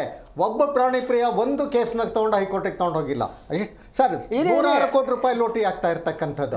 ದಯವಿಟ್ಟು ಇದಕ್ಕೆ ಏನಾಗಿದೆ ಕೇವಲ ಕೆಲವೇ ಇವರೆಲ್ಲ ಮಾತಾಡ್ಬೇಕು. ನಾನು ಸೈಲೆಂಟ್ ಆಗಿ ಕೇಳಿಸ್ಕೊಂಡ ಕೇಳಿಸ್ಕೊಳ್ಳಿ. ಸೆಂಟ್ರಲ್ ಮಾತಾಡಬೇಡಿ. ಸುಳ್ಳು ಅಂತ ಹೇಳ್ತೀನಿ ಇಲ್ಲಿ. ಏನು ನೆಕ್ಸ್ಟ್ ಬಂದು ಇವಾಗ ಇನ್ಸ್ಟಿಟ್ಯೂಷನ್ಸ್ ಎಲ್ಲ ಇದೆ. ಇನ್ಸ್ಟಿಟ್ಯೂಷನ್ಸ್ ಅಲ್ಲಿ ಡೇಟಾ ಇಲ್ಲ. ಯಾವುದೇ ತೀರ್ಪು ಕೊಡಬೇಕಂದ್ರೆ ಸಹ 2 ಪಾರ್ಟಿದು ಇದು ಮಾಡ್ಕೊಂಡು ಮಾಡಬೇಕು. ಇವಾಗ ಇನ್ಸ್ಟಿಟ್ಯೂಷನ್ ತೆಗೆದಾಕಿ ಅಂದ್ರು ಆಯ್ತಪ್ಪ. ಇವಾಗ ಇನ್ಸ್ಟಿಟ್ಯೂಷನ್ಸ್ ಇಂದ ತೆಗಿತೀವಿ ನಾಯಿ. ಇದುವರೆಗೂ ಸರ್ಕಾರಕ್ಕೆ 5 ಪೈಸೆ ಖರ್ಚಿಲ್ಲ ನಾಯಿಗಳದ್ದು ಮೇಲೆ. ಇವಾಗ ಅದೇ ನಾಯಿಗಳನ್ನ ತಗೊಂಡೋಗಿ ಇನ್ಸ್ಟಿಟ್ಯೂಷನ್ಸಲ್ಲಿ ಇಟ್ಟಂದರೆ ಒಂದೊಂದು ನಾಯಿಗಳಿಗೆ ಓಕೆ ಕೋಟ್ಯಾಂತರ ರೂಪಾಯಿ ಖರ್ಚಾಗುತ್ತೆ. ಕೋಟ್ಯಾಂತರ ರೂಪಾಯಿ ಖರ್ಚಾಗುತ್ತೆ. ಮತ್ತು ಇನ್ನೊಂದು animal welfare board of India, ನಾನೆಲ್ಲ ಫ್ಯಾಕ್ಟ್ನ ಹೇಳ್ತೀನಿ ಕೇಳ್ಕೊಳ್ಳಿ. Animal welfare board of India ಅವರು ಏನು ಹೇಳಿದ್ರು, ಅಲ್ಲಿ ಶೆಲ್ಟ್ರಲ್ಲಿ ಇಟ್ಟಂದರೆ ಒಂದು ನಾಯಿಗೆ ಎಷ್ಟು ಬೇಕು 200 ಸ್ಕ್ವೇರ್ ಫೀಟ್ ಬೇಕಂತ ಹೇಳಿದ್ದಾರೆ. ಏನು ಒಂದು ನಾಯಿ 10 ನಾಯಿಗೆ 200 ಸ್ಕ್ವೇರ್ ಫೀಟು ಬೇಕಾದ್ರೆ ಇನ್ನೊಂದು ನಾಯಿಗೆ ಎಷ್ಟು ಬೇಕಾಗುತ್ತೆ? ಅದು ತಪ್ಪಿದೆ. ಅದು ಒಂದು ನಿಮಿಷ ಕೇಳಿ ಸರ್, ಒಂದು ನಿಮಿಷ ನಾನು ಮಾತಾಡಕ್ ಬಿಡಿ. ನಾನು ಕಾನೂನು ಹೇಳ್ತಾ ಇದ್ದೀನಿ ಕೇಳ್ಕೊಳ್ಳಿ ಫಸ್ಟ್. ಸರ್ 1 ಅವರ್ ಹೇಳ್ಕೊಂಡು ಹೋಗ್ತಾ ಇದ್ದಾರೆ ಸರ್. ಇದು ಆ ಶೆಲ್ಟ್ರ್ ಜಾಗ ಹೇಳಿದಲ್ಲ 200 ಸ್ಕ್ವೇರ್ ಫೀಟ್ ಫಾರ್ 10 ಡಾಗ್ಸ್ ಅಂದ್ಬಿಟ್ಟು ಅದೂ ಇದಿದೆ. ಆ್ಯಕ್ಚುಲಿ ಕಾನೂನಾತ್ಮಕ ಅಂದರೆ ಡಾಗ್ ಬ್ರೀಡಿಂಗ್ ಆ್ಯಂಡ್ ಮಾರ್ಕೆಟಿಂಗ್ ರೂಲ್ಸಲ್ಲಿ ಒಂದು ನಾಯಿದು ಓಕೆ ಅಳತೆ ಬಂದು ಹೆಂಗಂದರೆ ಮೂಗಿಂದ ಬಾಲ ಸ್ಟ್ರೈಟ್ ಮಾಡೋದು ಅಳತೆ. ಅದು ನಮ್ಮ ಮಾಮೂಲಿ ನಾಯಿಗಳದ್ದು 4 ಅಡಿ ಬರುತ್ತೆ. 4 ಟೈಮ್ಸ್ ಲೆಂತ್ ಇರಬೇಕು ಅದ್ರದ್ದು. ಇದು 4 ಟೈಮ್ 4 ಕಡಿವಾಳಕ್ಕೆ ಏನು ಮಾಡ್ಬೇಕು ಹೇಳಿ? ಇಲ್ಲ ಅದೇ ಬರ್ತಾ ಇದ್ದೀನಿ. ಇವಾಗ ಶೆಲ್ಟರೂ ಆ ಥರ ಮಾಡ್ಕೊಂಡು ಹೋದಂದರೆ ಒಂದು ನಾಯಿಗೆ 128 ಸ್ಕ್ವೇರ್ ಫೀಟ್ ಬೇಕಾಗುತ್ತೆ. ವೈಲ್ಡ್ ಲೈಫ್ ಇದರಲ್ಲಿ ಕಾಡು ನಾಯಿಗೆಲ್ಲ ಇದು ಬೇಕಂದರೆ 400 ಸ್ಕ್ವೇರ್ ಮೀಟರ್ಸ್ ಬೇಕಾಗುತ್ತೆ ಜಾಗ. ಇವಾಗ ನಾವು ಕರೆಕ್ಟಿಗೆ ಅದು ಕಾನೂನಾತ್ಮಕ ಅದು ಹೋದಂದರೆ ಎಲ್ಲಿದೆ ಈ ಜಾಗ ಅಷ್ಟೊಂದು ಕೊಡೋಕ್ಕೆ. ಮತ್ತು ಇನ್ನೊಂದು ಡಾಗ್ ಬೈಟ್ಗೆ ಕಡಿಮೆ ಮಾಡಬೇಕಂದ್ರೆ ನೋಡಿ ಒಂದೇ ಒಂದು ಇದು ಓಕೆ ಫಸ್ಟು ಜಾಗೃತಿ ಮೂಡಿಸಿ. ಎಷ್ಟು ಜನಕ್ಕೆ ಗೊತ್ತಿದೆ ಜಾಗೃತಿ ನಾಯಿಗಳ ಬಗ್ಗೆ ಚಲನವಲನಗಳು ಏನು ಮಾಡಬೇಕು ಏನು ಇದು ಮಾಡಬಾರ್ದು ಅಂತೇಳಿ? ಎಲ್ಲೂ ಇದಿಲ್ಲ. ರೂಲ್ 16 ಸಬ್ ರೂಲ್ 9 ಇದೆಯಪ್ಪ, ಕ್ಲೀನಾಗಿ ಹೇಳಿದೆ ಕಾನೂನಲ್ಲಿ. ನೀವು ಕೈಯಲ್ಲಿ ಯಾರು ಬಿರಿಯಾನಿ ತಗೊಂಡು ಓಡಾಡ್ತಾರೆ ಸರ್? ಯಾವುದು ಈಗ ನಾಯಿ ಇದೆ ಅಂತ ಹೇಳಿ ಇವಾಗ ಬಿರಿಯಾನಿ ಅಂತಿರಲ್ಲ, ಒಂದು ಹೇಳ್ತೀನಿ. ಇವ್ರದ್ದು ಪ್ರಕಾರ ಒಂದು ಸ್ಕೂಲಲ್ಲಿ ಒಂದು ಸಿಲೆಬಸ್ ಇಡಬೇಕು. ಇವ್ರು ಹೇಳ್ತಕ್ಕಂಥದ್ದು ಮಕ್ಕಳು ಹೇಗೆ ನಾಯಿಗಳು ವ್ಯವಹರಿಸಬೇಕು ಅನ್ನೋದ್ರ ಬಗ್ಗೆ. Whatever you say is not practical. ಇವಾಗ ಇವರು ಸ್ಕೂಲ್ ಹೇಳಿದ್ರಲ್ಲ ಅಂತ ಹೇಳಿ ನನ್ನ ಹತ್ರ ಎಲ್ಲ ಪಾಯಿಂಟ್ಸ್ ಇದೆ ಸರ್. ನೀವು RT ಹಾಕ್ಬೇಕಾದ್ರೆ ಹಾಕಿ. Animal welfare board of India ಬಂದು ಸ್ಕೂಲ್ಗಳಿಗೆ ಮಾಡ್ಯೂಲ್, ಎಜುಕೇಷನ್ ಮಾಡ್ಯೂಲು ಪ್ರಾಣಿಗಳ ಬಗ್ಗೆ ಹೆಂಗೆ ಮಾಡಬೇಕಂತೇಳಿ ಮಾಡ್ಯೂಲ್ ಇದೆ, ವೆಬ್ಸೈಟಲ್ಲಿದೆ animal welfare board of India. ಯಾರಾದರೂ ಇಂಪ್ಲಿಮೆಂಟ್ ಮಾಡಿದಾರಾ? ಸ್ಕೂಲ್ ಎಜುಕೇಷನ್ ಕಮಿಷನರ್ ಮಾಡಿದಾರಾ? ಸೆಕ್ರೆಟರಿ ಅವ್ರು ಮಾಡಿದಾರಾ? ಇಲ್ಲ. ವರ್ಲ್ಡ್ ಹೆಲ್ತ್ ಆರ್ಗನೈಜೇಷನು ಮಕ್ಕಳಿಗೆ ಹೆಂಗೆ ಇದು ಮಾಡಬೇಕಂತೇಳಿದೆ. ಮಾಡಿದಾರ ನಮ್ಮಲ್ಲಿ ಅವಶ್ಯಕತೆ ಇದ್ದ ಮಾಡ್ತಾರೆ ಸರ್. ಯಾಕಂದ್ರೆ ಸರ್, ಹಸಿವಿನಿಂದ ಇವ್ರು ಮಾಡಿರೋದೇ ಸಾಕಿರೋದ್ರಿಂದ ನೋಡಿ ಇವಾಗ ಹೆಂಗಾಗಿದೆ ಅಂದರೆ ಅಧಿಕಾರಿಗಳು ಸುಪ್ರೀಂ ಕೋರ್ಟ್ SLP 6 ಕ್ಲೀನ್ ಆಗಿದೆ. ಅಧಿಕಾರಿಗಳ ನಿರ್ಲಕ್ಷ್ಯತೆಯಿಂದ ಪ್ರಾಣಿಗಳು ಬಲಿಪಶು ಆಗ್ತಾ ಇದ್ದಾರೆ. ನಮ್ಮ ಇದು ಅಷ್ಟೇ, ಯಾರೋ ಮಾಡಿದ್ದು ಯಾರ ಮೇಲೋ ಇದಾಗ್ತಾ ಇದೆ. ಸರ್ ಇವಾಗ ಒಂದು ಹೇಳಿದಲ್ಲ ಸುಪ್ರೀಂ ಕೋರ್ಟ್ ತಪ್ಪು ಅಂತ ಹೇಳಿದಲ್ಲ, ಹೆಂಗೆ ತಪ್ಪಾಯ್ತು ಹೇಳಿ ನೀವು. ಹೌದು, ಫಸ್ಟ್ ಬಂದು ಎರಡು ಕಡೆ ನೀವು ಕೇಳ್ಕೋಬೇಕಲ್ಲಪ್ಪ. ಎರಡು ಕಡೆ ಹಸುವಿನಿಂದ ನರಳುತ್ತಾ ಇರ್ತಕ್ಕಂಥವ್ರು ಸೂರಿಲ್ಲದ ಜನಗಳಿಗೆ ನಾವು ಕೊಡ್ಲಿಕ್ಕೆ ಆಗ್ತಾ ಇಲ್ಲ. ಪ್ರಾಣಿಗಳಿಗೆ ನೀವು ಪ್ರಿಯಾರಿಟಿ ಕೊಟ್ಟು ಮನುಷ್ಯರಿಗಿಂತ ಜಾಸ್ತಿ ಖರ್ಚು ಮಾಡ್ತೀವಿ ಅಂತಂದ್ರೆ ಅದನ್ನು ಸರ್ ಇವಾಗ ಖಂಡಿತ ಇದೇ ಸಾಧ್ಯ ಸುಪ್ರೀಂ ಇಲ್ಲ. ಕೋರ್ಟ್ ಹೇಳ್ತಲ್ಲ, ಎಲ್ಲ ನಾಯಿಗಳು ತೆಗೆದಾಗ ಲಕ್ಷಾಂತರ ರೂಪಾಯಿ ನಾಯಿಗಳು ಬರುತ್ತೆ, ಇನ್ನು ಸಾವಿರಾರು ಕೋಟಿ ಸರ್ಕಾರಕ್ಕೆ ಇದು ಬರುತ್ತೆ. ಒಪ್ಕೊಳಕ್ಕಾಗುತ್ತಾ ಇದು? ಸರ್, ಸುಪ್ರೀಂ ಇವಾಗ ಕೋರ್ಟ್ ನೀವು ಬರೀ ಹೇಳಿದ್ದು 16 ಕೋಟಿ ನಿಮ್ಗೆ 18 ಕೋಟಿಗೆ ಇಷ್ಟೊಂದು ಸುಪ್ರೀಂ ಕೋರ್ಟ್ ಏನ್ ಖರ್ಚಾಗ್ತಾ ಹೇಳಿದೆ ಇದೆ. ಅಂತ ತಿಳ್ಕೊಂಡಿಲ್ಲ ಅನ್ಸುತ್ತೆ. 18 ಕೋಟಿ ನೀವು ಮಾಡಿ ಸಾಧ್ಯ ಇಲ್ಲ. ಅಂದ್ರೆ ನಾವು ಅಲ್ಲಿ ಏನಾಗಿದೆ ಹೇಳ್ತಕ್ಕಂಥದ್ದು proposal ಸಾಧ್ಯನೇ ಇಲ್ಲ. It should be quashed. ನಿಮ್ಮ ಲೆಕ್ಕದಲ್ಲಿ ಮಿನಿಮಮ್ ಒಂದು 5,000 ಕೋಟಿ ಬೇಕು. ಇವ್ರು ಹೇಳ್ತಾರೆ ಒಂದು ನಾಯಿಗೆ 120 ಚದರಡಿ ಜಾಗ ಕೊಡಬೇಕು ಅಂತ ಹೇಳಿ. ಎಲ್ಲಿದೆ? ಎಲ್ಲ ಆಗಲ್ಲ. ಅದಕ್ಕೆ ನೋಡಿ supreme court it is not impractical. That is the reason why we are telling the supreme court ನೀವು ಕೊಟ್ಟಿರುವಂಥ ತೀರ್ಪು ಬಂದು ಅದು ಕಾನೂನು ಚೌಕಟ್ಟಲ್ಲಿ ಇಲ್ಲ. ಯಾಕೆ ಗೊತ್ತಾ, ನೀವು ಪರವಾದ ಎರಡೂ ತಗೊಂಡು ಕೇಳಿಸ್ಕೊಳ್ಳಿ, ನಿರ್ಧಾರ ಆಯ್ತು ಓಕೆ. ಮಾಡ್ಬೇಕು. ಸುಪ್ರೀಂ ಕೋರ್ಟ್ ಹೇಳಿರೋದು ಏನಂದ್ರೆ, ನೀವು ಹೇಳ್ದಂಗೆ ಅಷ್ಟು ಚದರ ಅಡಿಬೇಕು ನಾಯಿಗೆ ಮಾಡಬೇಕು, ಅದು ರೂಲ್ಸ್ ಮಾಡಿದೆ. ಈ ಥರ ಚದರ ಕೊಡಿ, ಇಷ್ಟು ಜಾಗ ಬಿಡಿ, ಇಷ್ಟು ಊಟ ವೆಜ್ಜಾ ನಾನ್ ವೆಜ್ ಅಂತ ಅಲ್ಲಿ ಸುಪ್ರೀಂ ಕೋರ್ಟ್ ವಾದ ಆಗಿಲ್ಲ. ಊಟ ಹಾಕಬೇಕು ಅಂತ ಪ್ರಪೋಸಲ್ ಹೋಗಿದೆ. ಇಲ್ಲಿ ನಿಮ್ಮ ಪ್ರಾಣಿ ದಯೆಯಿಂದ ಊಟ ಹಾಕಬೇಕು, ನಾಯಿಗಳಿಗೆ ಊಟ ಇಲ್ಲ ಅಂತ ಪ್ರಪೋಸಲ್ ಹೋಗಿರುತ್ತೆ. ಅಲ್ಲಿ ಅಪೋಸಿಟಿವ್ ಇರುತ್ತೆ, ಬೇಡ ಅನ್ನೋದು ಇರುತ್ತೆ, ಬೇಕು ಅನ್ನೋದು ಇರುತ್ತೆ. ಬೇಕು ಅನ್ನೋರು ಏನು ಮಾಡ್ತಾರೆ, ಈಗ ಅವ್ರು ಹೇಳ್ತಾ ಇರೋದು ಅಧಿಕಾರಿಗಳು ಎಚ್ಚೆತ್ಕೊಳ್ತಿಲ್ಲ ಅಂತ ಅವ್ರು ಹೇಳ್ತಾ ಇರೋದು. ಸುಪ್ರೀಂ ಕೋರ್ಟ್ ಆದೇಶ ಏನಿದೆ, ಆದೇಶ ಅಧಿಕಾರಿಗಳು ಯಾಕೆ ಕೆಲಸ ಮಾಡ್ತಿಲ್ಲ ಅನ್ನೋದು. ಸರ್, ಇಲ್ಲ, Correct ಅವರು ಅಲ್ವಾ? ಮೂಲಭೂತವಾಗಿ ಅಧಿಕಾರಿಗಳ ನಿರ್ಲಕ್ಷ್ಯದಿಂದಾಗಿ ಈ ರೀತಿ ಆಗ್ತಾ ಇದೆ. ಅಧಿಕಾರಿಗಳ ನಿರ್ಲಕ್ಷ್ಯದಿಂದ ಇವಾಗ ಪ್ರಾಣಿಗಳು ಇವಾಗ SLP 691 ಹಿಂದೆ ಸುಪ್ರೀಂ ಕೋರ್ಟ್ 2009 ಆದ್ರೆ ಈ ಡೇಟಾ ಎಲ್ಲ ಸುಳ್ಳು. 25ವರೆಗೂ ಇದಾಯಿತು, ಅದನ್ನ ಒಂದು ಇಂಪ್ಲಿಮೆಂಟ್ ಮಾಡಿಲ್ಲ. ಇವಾಗ ಇವರು ಶಿವಮೊಗ್ಗ ತಗೊಂಡಿದ್ದಾರೆ, ಅವಾಗೂ ABC ರೂಲ್ಸ್ 2023 ಫಾಲೋ ಮಾಡಿ ಅಂತಿದೆ. ABC ರೂಲ್ಸ್ ರೂಲ್ 11 ಸಬ್ ರೂಲ್ 19 ಅಡಿಯಲ್ಲಿ ಪ್ರಾಣಿನ ಆಪರೇಷನ್ ಮಾಡಿ ಅಲ್ಲೇ ತಂದು ಬಿಡಬೇಕು, ಬೇರೆ ಕಡೆ ಸ್ಥಳಾಂತರ ಮಾಡಲಿಕ್ಕೆ ಅವಕಾಶನೇ ಇಲ್ಲ. ಓಕೆ, ನೀವು ಆಯ್ತು, ನೀವು ಶೆಲ್ಟ್ರೇ ಕಟ್ಕೊಂಡ್ರಿ, ಒಪ್ಕೊಳ್ಳೋದಪ್ಪ, ಶೆಲ್ಟ್ರೇ ಕಟ್ಕೊಂಡ್ರಿ. ಒಂದು ನಿಮಿಷ ಹೇಳ್ತೀನಿ. ಯಾವುದೇ ಕಾನೂನಲ್ಲಿ ಅಂಶ ಇದ್ದರೂ ಸುಪ್ರೀಂ ಕೋರ್ಟ್ಗೆ ಒಂದು ವಿಶಿಷ್ಟವಾದಂಥ ಅಧಿಕಾರ ಇದೆ. ಅವರು ಯಾವುದೇ ಕಾನೂನಿನ ಯಾವುದೇ ಅಂಶವನ್ನು ಕೂಡ ಬದಲಿಸ್ತಕ್ಕಂಥದ್ದು ಒಂದು ಇದಿದೆ. ಇದರಲ್ಲಿ ಅವರು ಇದನ್ನು ಆದೇಶವನ್ನು ಮಾಡ್ತಾ ಇದ್ದಾರೆ ಹೊರತು ಖಂಡಿತ supreme court three bench under article 145 sub rule 3 they don't have any powers to overrule the statute. ಕಾನೂನು 3 bench judge ಓಕೆ ಕಾನೂನು ವಿರುದ್ಧವಾಗಿ ಈಗ ಎಲ್ಲ ನಾಯಿಗಳನ್ನ ಒಂದ್ ಕಡೆ ಸೇರಿಸ್ಬಿಟ್ರೆ ಅಲ್ಲಿ ಅವ್ರವ್ರಲ್ಲಿ ಗುದ್ದಾಟ ಇವಾಗ ನೆಕ್ಸ್ಟ್ ಬಂದು ಕೊರೋನಾ ಯಾವ ತರ ಮಾಡದಂದ್ರೆ ಕೊರೋನಾ ಎಲ್ಲ ನಾಯಿಗಳು ಒಂದ್ ಕಡೆ ಆದ್ರೆ ನಾಯಿಗಳಿಗೆ ಏನು ಸಮಸ್ಯೆ ಆಗಲ್ವಾ ಅಂತ ಹೇಳಿ. ಹೌದು, ನಾಯಿಗಳು ಕಿಚ್ಚಾಟ ಆಗುತ್ತೆ, ಸಮಸ್ಯೆ ಬಿಟ್ಟಾಕಿ. ಇವಾಗ ರೇಬೀಸು ಆಲ್ರೆಡಿ ಕಂಟ್ರೋಲ್ ಆಗಿದೆ, ನ್ಯಾಪ್ರಿ ಗೈಡ್ಲೈನ್ಸ್ ಪ್ರಕಾರ ಅಲ್ಲಲ್ಲಿ ಇಮ್ಯುನಿಟಿ ಸೆಟ್ ಆಗಿದೆ. ಇವಾಗ ಎಲ್ಲ ನಾಯಿಗಳನ್ನ ತಗೊಂಡೋಗಿ ಬಿಟ್ಟ ಅಂದರೆ ತಿರ್ಗಾ ರೇಬೀಸ್ ಸೋಂಕು ಎಲ್ಲ ಕಡೆ ಹರಡುತ್ತೆ, ಸುಮಾರು ಪ್ರಾಬ್ಲಮ್ಗಳಿದಾಗುತ್ತೆ. ಅದಕ್ಕೆ ಕಾನೂನಲ್ಲಿ ಆ ನಾಯಿಗಳನ್ನ ಅಲ್ಲಲ್ಲೇ ಬಿಡಿ ಅಂತಿರೋದು. ಇವಾಗ ನೀವು ಇದು ಸುಪ್ರೀಂ ಕೋರ್ಟ್ ಪ್ರಕಾರ ನಾವೇನಾದ್ರು ಎಲ್ಲ ನಾಯಿನೂ ಇದಕ್ಕೆ ಎಷ್ಟು ಬರೀ 1000 ನಾಯಿಗೆ 3000 ಎಷ್ಟು ಕೋಟಿ ಆಗಿದೆ, ಏನು 305. ಇವಾಗ ಏನಾದ್ರು ಎಲ್ಲ ಸಾವಿರಾರು ಗಟ್ಟಲೆ ನಾಯಿಗಳನ್ನ ತಗೊಂಡೋಗಿ ಶೆಲ್ಟ್ರಲ್ಲಿ ಬಿಟ್ಟ ಅಂದರೆ 5000, 6000, 7000, 30,000, 40,000 ಕೋಟಿ ಫುಲ್ ಇಂಡಿಯಾಗೆ ಬೇಕಾಗುತ್ತೆ ಖರ್ಚಿಗೆ. ಎಲ್ಲಿದೆಪ್ಪ ದುಡ್ಡು? ಮತ್ತು ಅದ್ರ ಜೊತೆಯಲ್ಲಿ ಸೋಂಕುಗಳು ರೆಡಿ ಆಗುತ್ತೆ, ಆಮೇಲೆ ವೈರಸ್ಗಳು, ಎಲ್ಲ ರೋಗಗಳು ಹರಡುತ್ತೆ. ಬೇಕಾ ಇದು? ಏನೋ ಮಾಡಕ್ಕೆ ಬೇಡ ಅಂತಾನೆ ಹೇಗೆ ಇವಾಗ ಏನಿಲ್ಲ, ಕಾನೂನು ಏನಿದೆ, ABC ರೂಲ್ಸ್ ರೂಲ್ 11 ಸಬ್ ರೂಲ್ 19 ಏನು ಹೇಳುತ್ತೆ, ಆಪರೇಷನ್ ಮಾಡಿ ಅಲ್ಲೇ ಬಿಡಿ. ಮತ್ತೆ ಅಲ್ಲಲ್ಲಿರುವವರಿಗೆ ನಾಯಿಗಳಿಗೆ ಅಲ್ಲಲ್ಲೇ ನೋಡ್ಕೊಳ್ರಪ್ಪ ಅಂತೇಳಿ ಒಂದು ಇದು ಮಾಡಿ ಅಲ್ಲೇ ಊಟ ಹಾಕೊಂಡು ಅಲ್ಲೇ ಇದು ಮಾಡ್ಕೊಂಡ್ರೆ ಪ್ರಾಬ್ಲಮ್ ಸಾಲ್ವ್. ನೀವು ಹೇಳ್ತಾರೋ ಶೆಲ್ಟರ್ ಅವಶ್ಯಕತೆ ಇಲ್ಲ ಅಂತ. ಶೆಲ್ಟರ್ ಅವಶ್ಯಕತೆ ಇಲ್ಲ, ಶೆಲ್ಟರ್ ವ್ಯವಸ್ಥೆ ಮಾಡ್ಲಿಕ್ಕೆ ಆಗಲ್ಲ. ಮಾಡಿದ್ರೂ ಒಂದು ಹಣಕಾಸು ಸಾವಿರಾರು ಕೋಟಿ ಆಗುತ್ತೆ. ನೆಕ್ಸ್ಟ್ ಜಾಗಗಳು, ಓಕೆ, ಜಾಗಗಳು ಅಷ್ಟೊಂದು ಜಾಗ ಎಲ್ಲಿದೆ ರೀ? ಇವಾಗ ನಮ್ಮ ಇದರಲ್ಲಿ ಯಾವುದು ಯಲಂಕದಲ್ಲಿ ಫಕೀರ್ ಲೇಔಟಲ್ಲಿ ಅಲ್ಲೇ ಜನರಿಗೆ ಜಾಗಗಳಿಲ್ಲ ರೀ. ಇವಾಗ ನಮ್ಮ GBA okay under general functions ಮನೆಯಲ್ಲಿರೋರಿಗೆ ಸೈಟ್ ಕೊಡಬೇಕಂತಿದೆ. ಇರೋದೆಲ್ಲ ನಾಯಿಗೆ ಜಾಗ ಕೊಟ್ಬಿಟ್ಟಂದ್ರೆ ಜನರಿಗೆ ಹೇಳ್ರಿ. ಇವಾಗ ನೀವೇ ಕೇಳ್ತಾ ಇದ್ರಿ ಬೇರೆ ಸರ್, ಇದು ಪರಿಹಾರನ ಅಥವಾ ಇನ್ನಷ್ಟು ಸಮಸ್ಯೆ ತಂದು ಕೊಡುವ? ಸರ್, ಈಗ ಸಮಸ್ಯೆಗಳು ಖಂಡಿತ ಜನಗಳಲ್ಲಿ ಸರ್ ಇವತ್ತು ಜಾಗೃತಿ ಮೂಡಬೇಕಾಗ್ತದೆ. ನಾನು ಹೇಳಿದ್ದೆ, ಸಾಕು ನಾಯಿಗಳನ್ನು ಬೀದಿಗೆ ಬಿಡ್ತಕ್ಕಂಥದ್ದು ಅಥವಾ ಬೀದಿಗೆ ಭಾಳ ಜನ ಇವಾಗ ಹೇಳಿದ್ದು ABC ಪ್ರೋಗ್ರಾಮಲ್ಲಿ ಜನಗಳು ಪ್ರಶ್ನೆ ಮಾಡಬೇಕು. ಸರ್, BBMPಯಲ್ಲಿ 20 ಕೋಟಿ ರೂಪಾಯಿ ಖರ್ಚು ಮಾಡ್ತಾ ಇದ್ದಾರೆ, ಅವರು ಹೇಳ್ತಕ್ಕಂಥ ಸ್ಟ್ಯಾಟಿಸ್ಟಿಕ್ಸು ಈ ಹಣ ಲೂಟಿ ಆಗ್ತಾ ಇದೆ ಹೊರತು ಖಂಡಿತ ಅದು ಸದ್ವಿನಿಯೋಗ ಆಗ್ತಾ ಇಲ್ಲ. ನಮ್ಮ ನಮ್ಮಲ್ಲಿ ಯಾವುದೇ ಒಂದು ಸರ್ಕಾರದ ಒಂದು ಏನು ಸ್ಕೀಮ್ಗಳು ಬಂದರೂ ಕೂಡ ಅದರಲ್ಲಿ ದುರುಪಯೋಗ ಆಗ್ತಾ ಇರ್ತಕ್ಕಂಥದ್ದೇ ಹೊರತು ಜನಗಳು ಎಚ್ಚೆತ್ತುಕೊಳ್ಳಬೇಕು. ಮತ್ತು ಇದಕ್ಕೊಂದು ಭಾಳ ಸೈಂಟಿಫಿಕ್ ಆದ ಒಂದು ಸುಪ್ರೀಂ ಕೋರ್ಟನ್ನು ನಾವು ಮತ್ತೆ ಪ್ರಶ್ನೆ ಮಾಡಲಿಕ್ಕೆ ಸಾಧ್ಯ ಇಲ್ಲ sir. Supreme court is fine ಹೇಳ್ತಾ ಇದ್ದರು. ಸುಪ್ರೀಂ ಕೋರ್ಟಿಗೆ ಭಾಳ ಪರಮಾಧಿಕಾರ ಇರ್ತಕ್ಕಂಥದ್ದು. ಯಾವುದೇ ಕಾನೂನಲ್ಲಿ ಯಾವುದೇ ಅಂಶವನ್ನು ಕೂಡ ಅವರು ಅದನ್ನು ಸರಿ ಅಥವಾ ತಪ್ಪು ಅಂತೇಳಿ ವ್ಯಾಖ್ಯಾನ ಮಾಡಿ ಅದನ್ನು ಸ್ಟ್ರಕ್ ಡೌನ್ ಮಾಡ್ತಕ್ಕಂಥ ಅಧಿಕಾರ. ಹೀಗಾಗಿ ಸುಪ್ರೀಂ ಕೋರ್ಟ್ಗೆ ಪರಮಾಧಿಕಾರ ಆಯಾ ಜಾಗದಲ್ಲಿ ಒಂದು ಸೆಂಟರ್ ನಿರ್ಮಾಣ ಮಾಡಬೇಕು ಅಂತ. ಹೌದು, ಅವರು ಎಲ್ಲೆಲ್ಲಿ ಬೀದಿ ಯಾವ್ಯಾವ ಏರಿಯಾದಲ್ಲಿ ಆ ಜಾಗದಲ್ಲಿ ಒಂದು ಸೆಂಟರ್. ಇಲ್ಲ ಅದಲ್ಲ, ಆ ಥರ ಅಲ್ಲ. ಇವಾಗ ಬಂದು ವಕೀಲರು ಏನು ಇದು ಮಾಡ್ತಾ ಇರೋದು ಅಂದರೆ, ಇವಾಗ ಇನ್ಸ್ಟಿಟ್ಯೂಷನ್ಸ್ ಇದೆ, ಕಾಲೇಜ್ ಇದೆ, ಕಾಲೇಜಲ್ಲಿ ಎಲ್ಲ ಮಕ್ಕಳು ಅದಕ್ಕೆ ಆಹಾರ ಹಾಕ್ಕೊಂಡು ಅದ್ರ ಜೊತೆ ಬೆರೆತ್ಕೊಬಿಟ್ರೆ ಅಂದರೆ ಏನು ಇದು ಮಾಡಲ್ಲ. ಇವಾಗ ಇರೋದೇ ಹಂಗೆ ಅಲ್ಲಪ್ಪ. ಆರ್ ಟಿ ಅಲ್ಲಿ ಇನ್ಫಾರ್ಮೇಶನ್ ಕೊಡಬೇಕು. ನೀವು ಆರ್ ಟಿ ಆಕ್ಟಿವ್ ಸರ್. ಇವಾಗ ಆರ್ ಟಿ ಅಲ್ಲಿ ಹಾಕ್ತಂದ್ರೆ ಡೇಟಾ ಇದ್ರೆ ಇವಾಗ ಸರ್ ಅವ್ರ ಹತ್ರ ನೋಡಿ 2.78 ಲಕ್ಷ ನಾಯಿಗಳಿದೆ ಅಂತ ಕೊಡ್ತಾರೆ. ತೋರಿಸ್ಬಿಡ್ಲಿ ಸರ್ ಯಾವ್ಯಾವ ವಾರ್ಡಲ್ಲಿ ಎಷ್ಟು ಇರಬೇಕಲ್ಲ. There must be some figure. ಹೇಗೆ ಹೌದೇ ಅರೈಡ್ 2.8 lakhs ವಾರ್ಡ್ ವೈಸ್ ಇರಬೇಕು. ಹಾಗಿದ್ರೆ ಇದೆಯಾ ಅವ್ರ ಹತ್ರ? ಇದೆಯಾ? ಯಾರು ಕಂಡಕ್ಟ್ ಮಾಡಿದರು ಸರ್ ನಾಯಿ ಸೆನ್ಸಸ್ನ? ಇದುವರೆಗೂ ಸರ್ ಮನುಷ್ಯರದ ಸೆನ್ಸಸ್ಸೇ ಆಗ್ತಾ ಇಲ್ಲ ನಮ್ಮಲ್ಲಿ. ನಾಯಿ ಸೆನ್ಸ್ ಈ ಥರದ್ದು ಬೋಗಸ್ ಫಿಗರ್ಗಳನ್ನು ನೀವು ಯಾವತ್ತಾದರೂ ಅದನ್ನು ನೀವು ಚಾಲೆಂಜ್ ಮಾಡಿದ್ದೀರಾ? ಇಷ್ಟು ಜನ ಬ್ಯಾಂಗ್ಳೂರಿನಲ್ಲಿ ಇಷ್ಟು ಜನ ಸಾವಿರಾರು ಜನ ಪ್ರಾಣಪ್ರಿಯರಿದ್ದಾರೆ ಸರ್. ಬರೀ ಇವರು ಮೀಡಿಯಾಗಳಲ್ಲಿ ಇವರು ಬೊಂಬೆ ಹೊಡಿತಾ ಇದ್ದಾರೆ ಹೊರತು ಫೀಲ್ಡಲ್ಲಿ ಎಷ್ಟು ಜನ ವರ್ಕ್ ಮಾಡ್ತಾ ಇದ್ದಾರೆ ಹೇಳಿ? ಎಷ್ಟು ರಿಹ್ಯಾಬಿಲಿಟೇಷನ್ ವಿಸಿಟ್ ಮಾಡಿದ್ದೀರಾ? ಎಷ್ಟರ ಮೇಲೆ ಕಂಪ್ಲೇಂಟ್ ಮಾಡಿದ್ದೀರಾ? ಸರ್ಕಾರ ಎಷ್ಟು ದುಡ್ಡು ಕಟ್ತಾ ಇದೆ? ಎಷ್ಟು ಇದು ಬೋಗಸ್ ಫಿಗರ್ಗಳನ್ನು ಕೊಡ್ತಾ ಇರ್ತಕ್ಕಂಥದ್ದು, ದುಡ್ಡು ಹೊಡಿತಾ ಇರ್ತಕ್ಕಂಥದ್ದು. ಹೋಗಲಿ, ಇವಾಗ ಬೀದಿ ನಾಯಿಗಳು ಸರ್, ಇದು ಬೀದಿ ದನಗಳು ಇದೆ ಸರ್. ಇವತ್ತು ಬೀದಿ ದನಗಳದ್ದು ಭಾಳಷ್ಟು ಸಮಸ್ಯೆ ಆಗಿರ್ತಕ್ಕಂಥದ್ದು, ಪ್ರಾಣಿಗಳದ್ದು ಸಮಸ್ಯೆ ಇದೆ. ಇದನ್ನೊಂದು ಸಮಗ್ರವಾಗಿ ನಾವು ನೋಡಬೇಕಾಗಿದೆ. ಬರೀ ಬೀದಿ ನಾಯಿಗಳು ಒಂದೇ ಅಲ್ಲ. ಇದು ಬೀದಿ ನಾಯಿಗಳದ್ದು ಯಾಕೆ ಜಾಸ್ತಿ ಆಯಿತು ಅಂದರೆ ಬೀದಿ ನಾಯಿಗಳಿಂದ ಕಡಿತಾ ಇದೆ.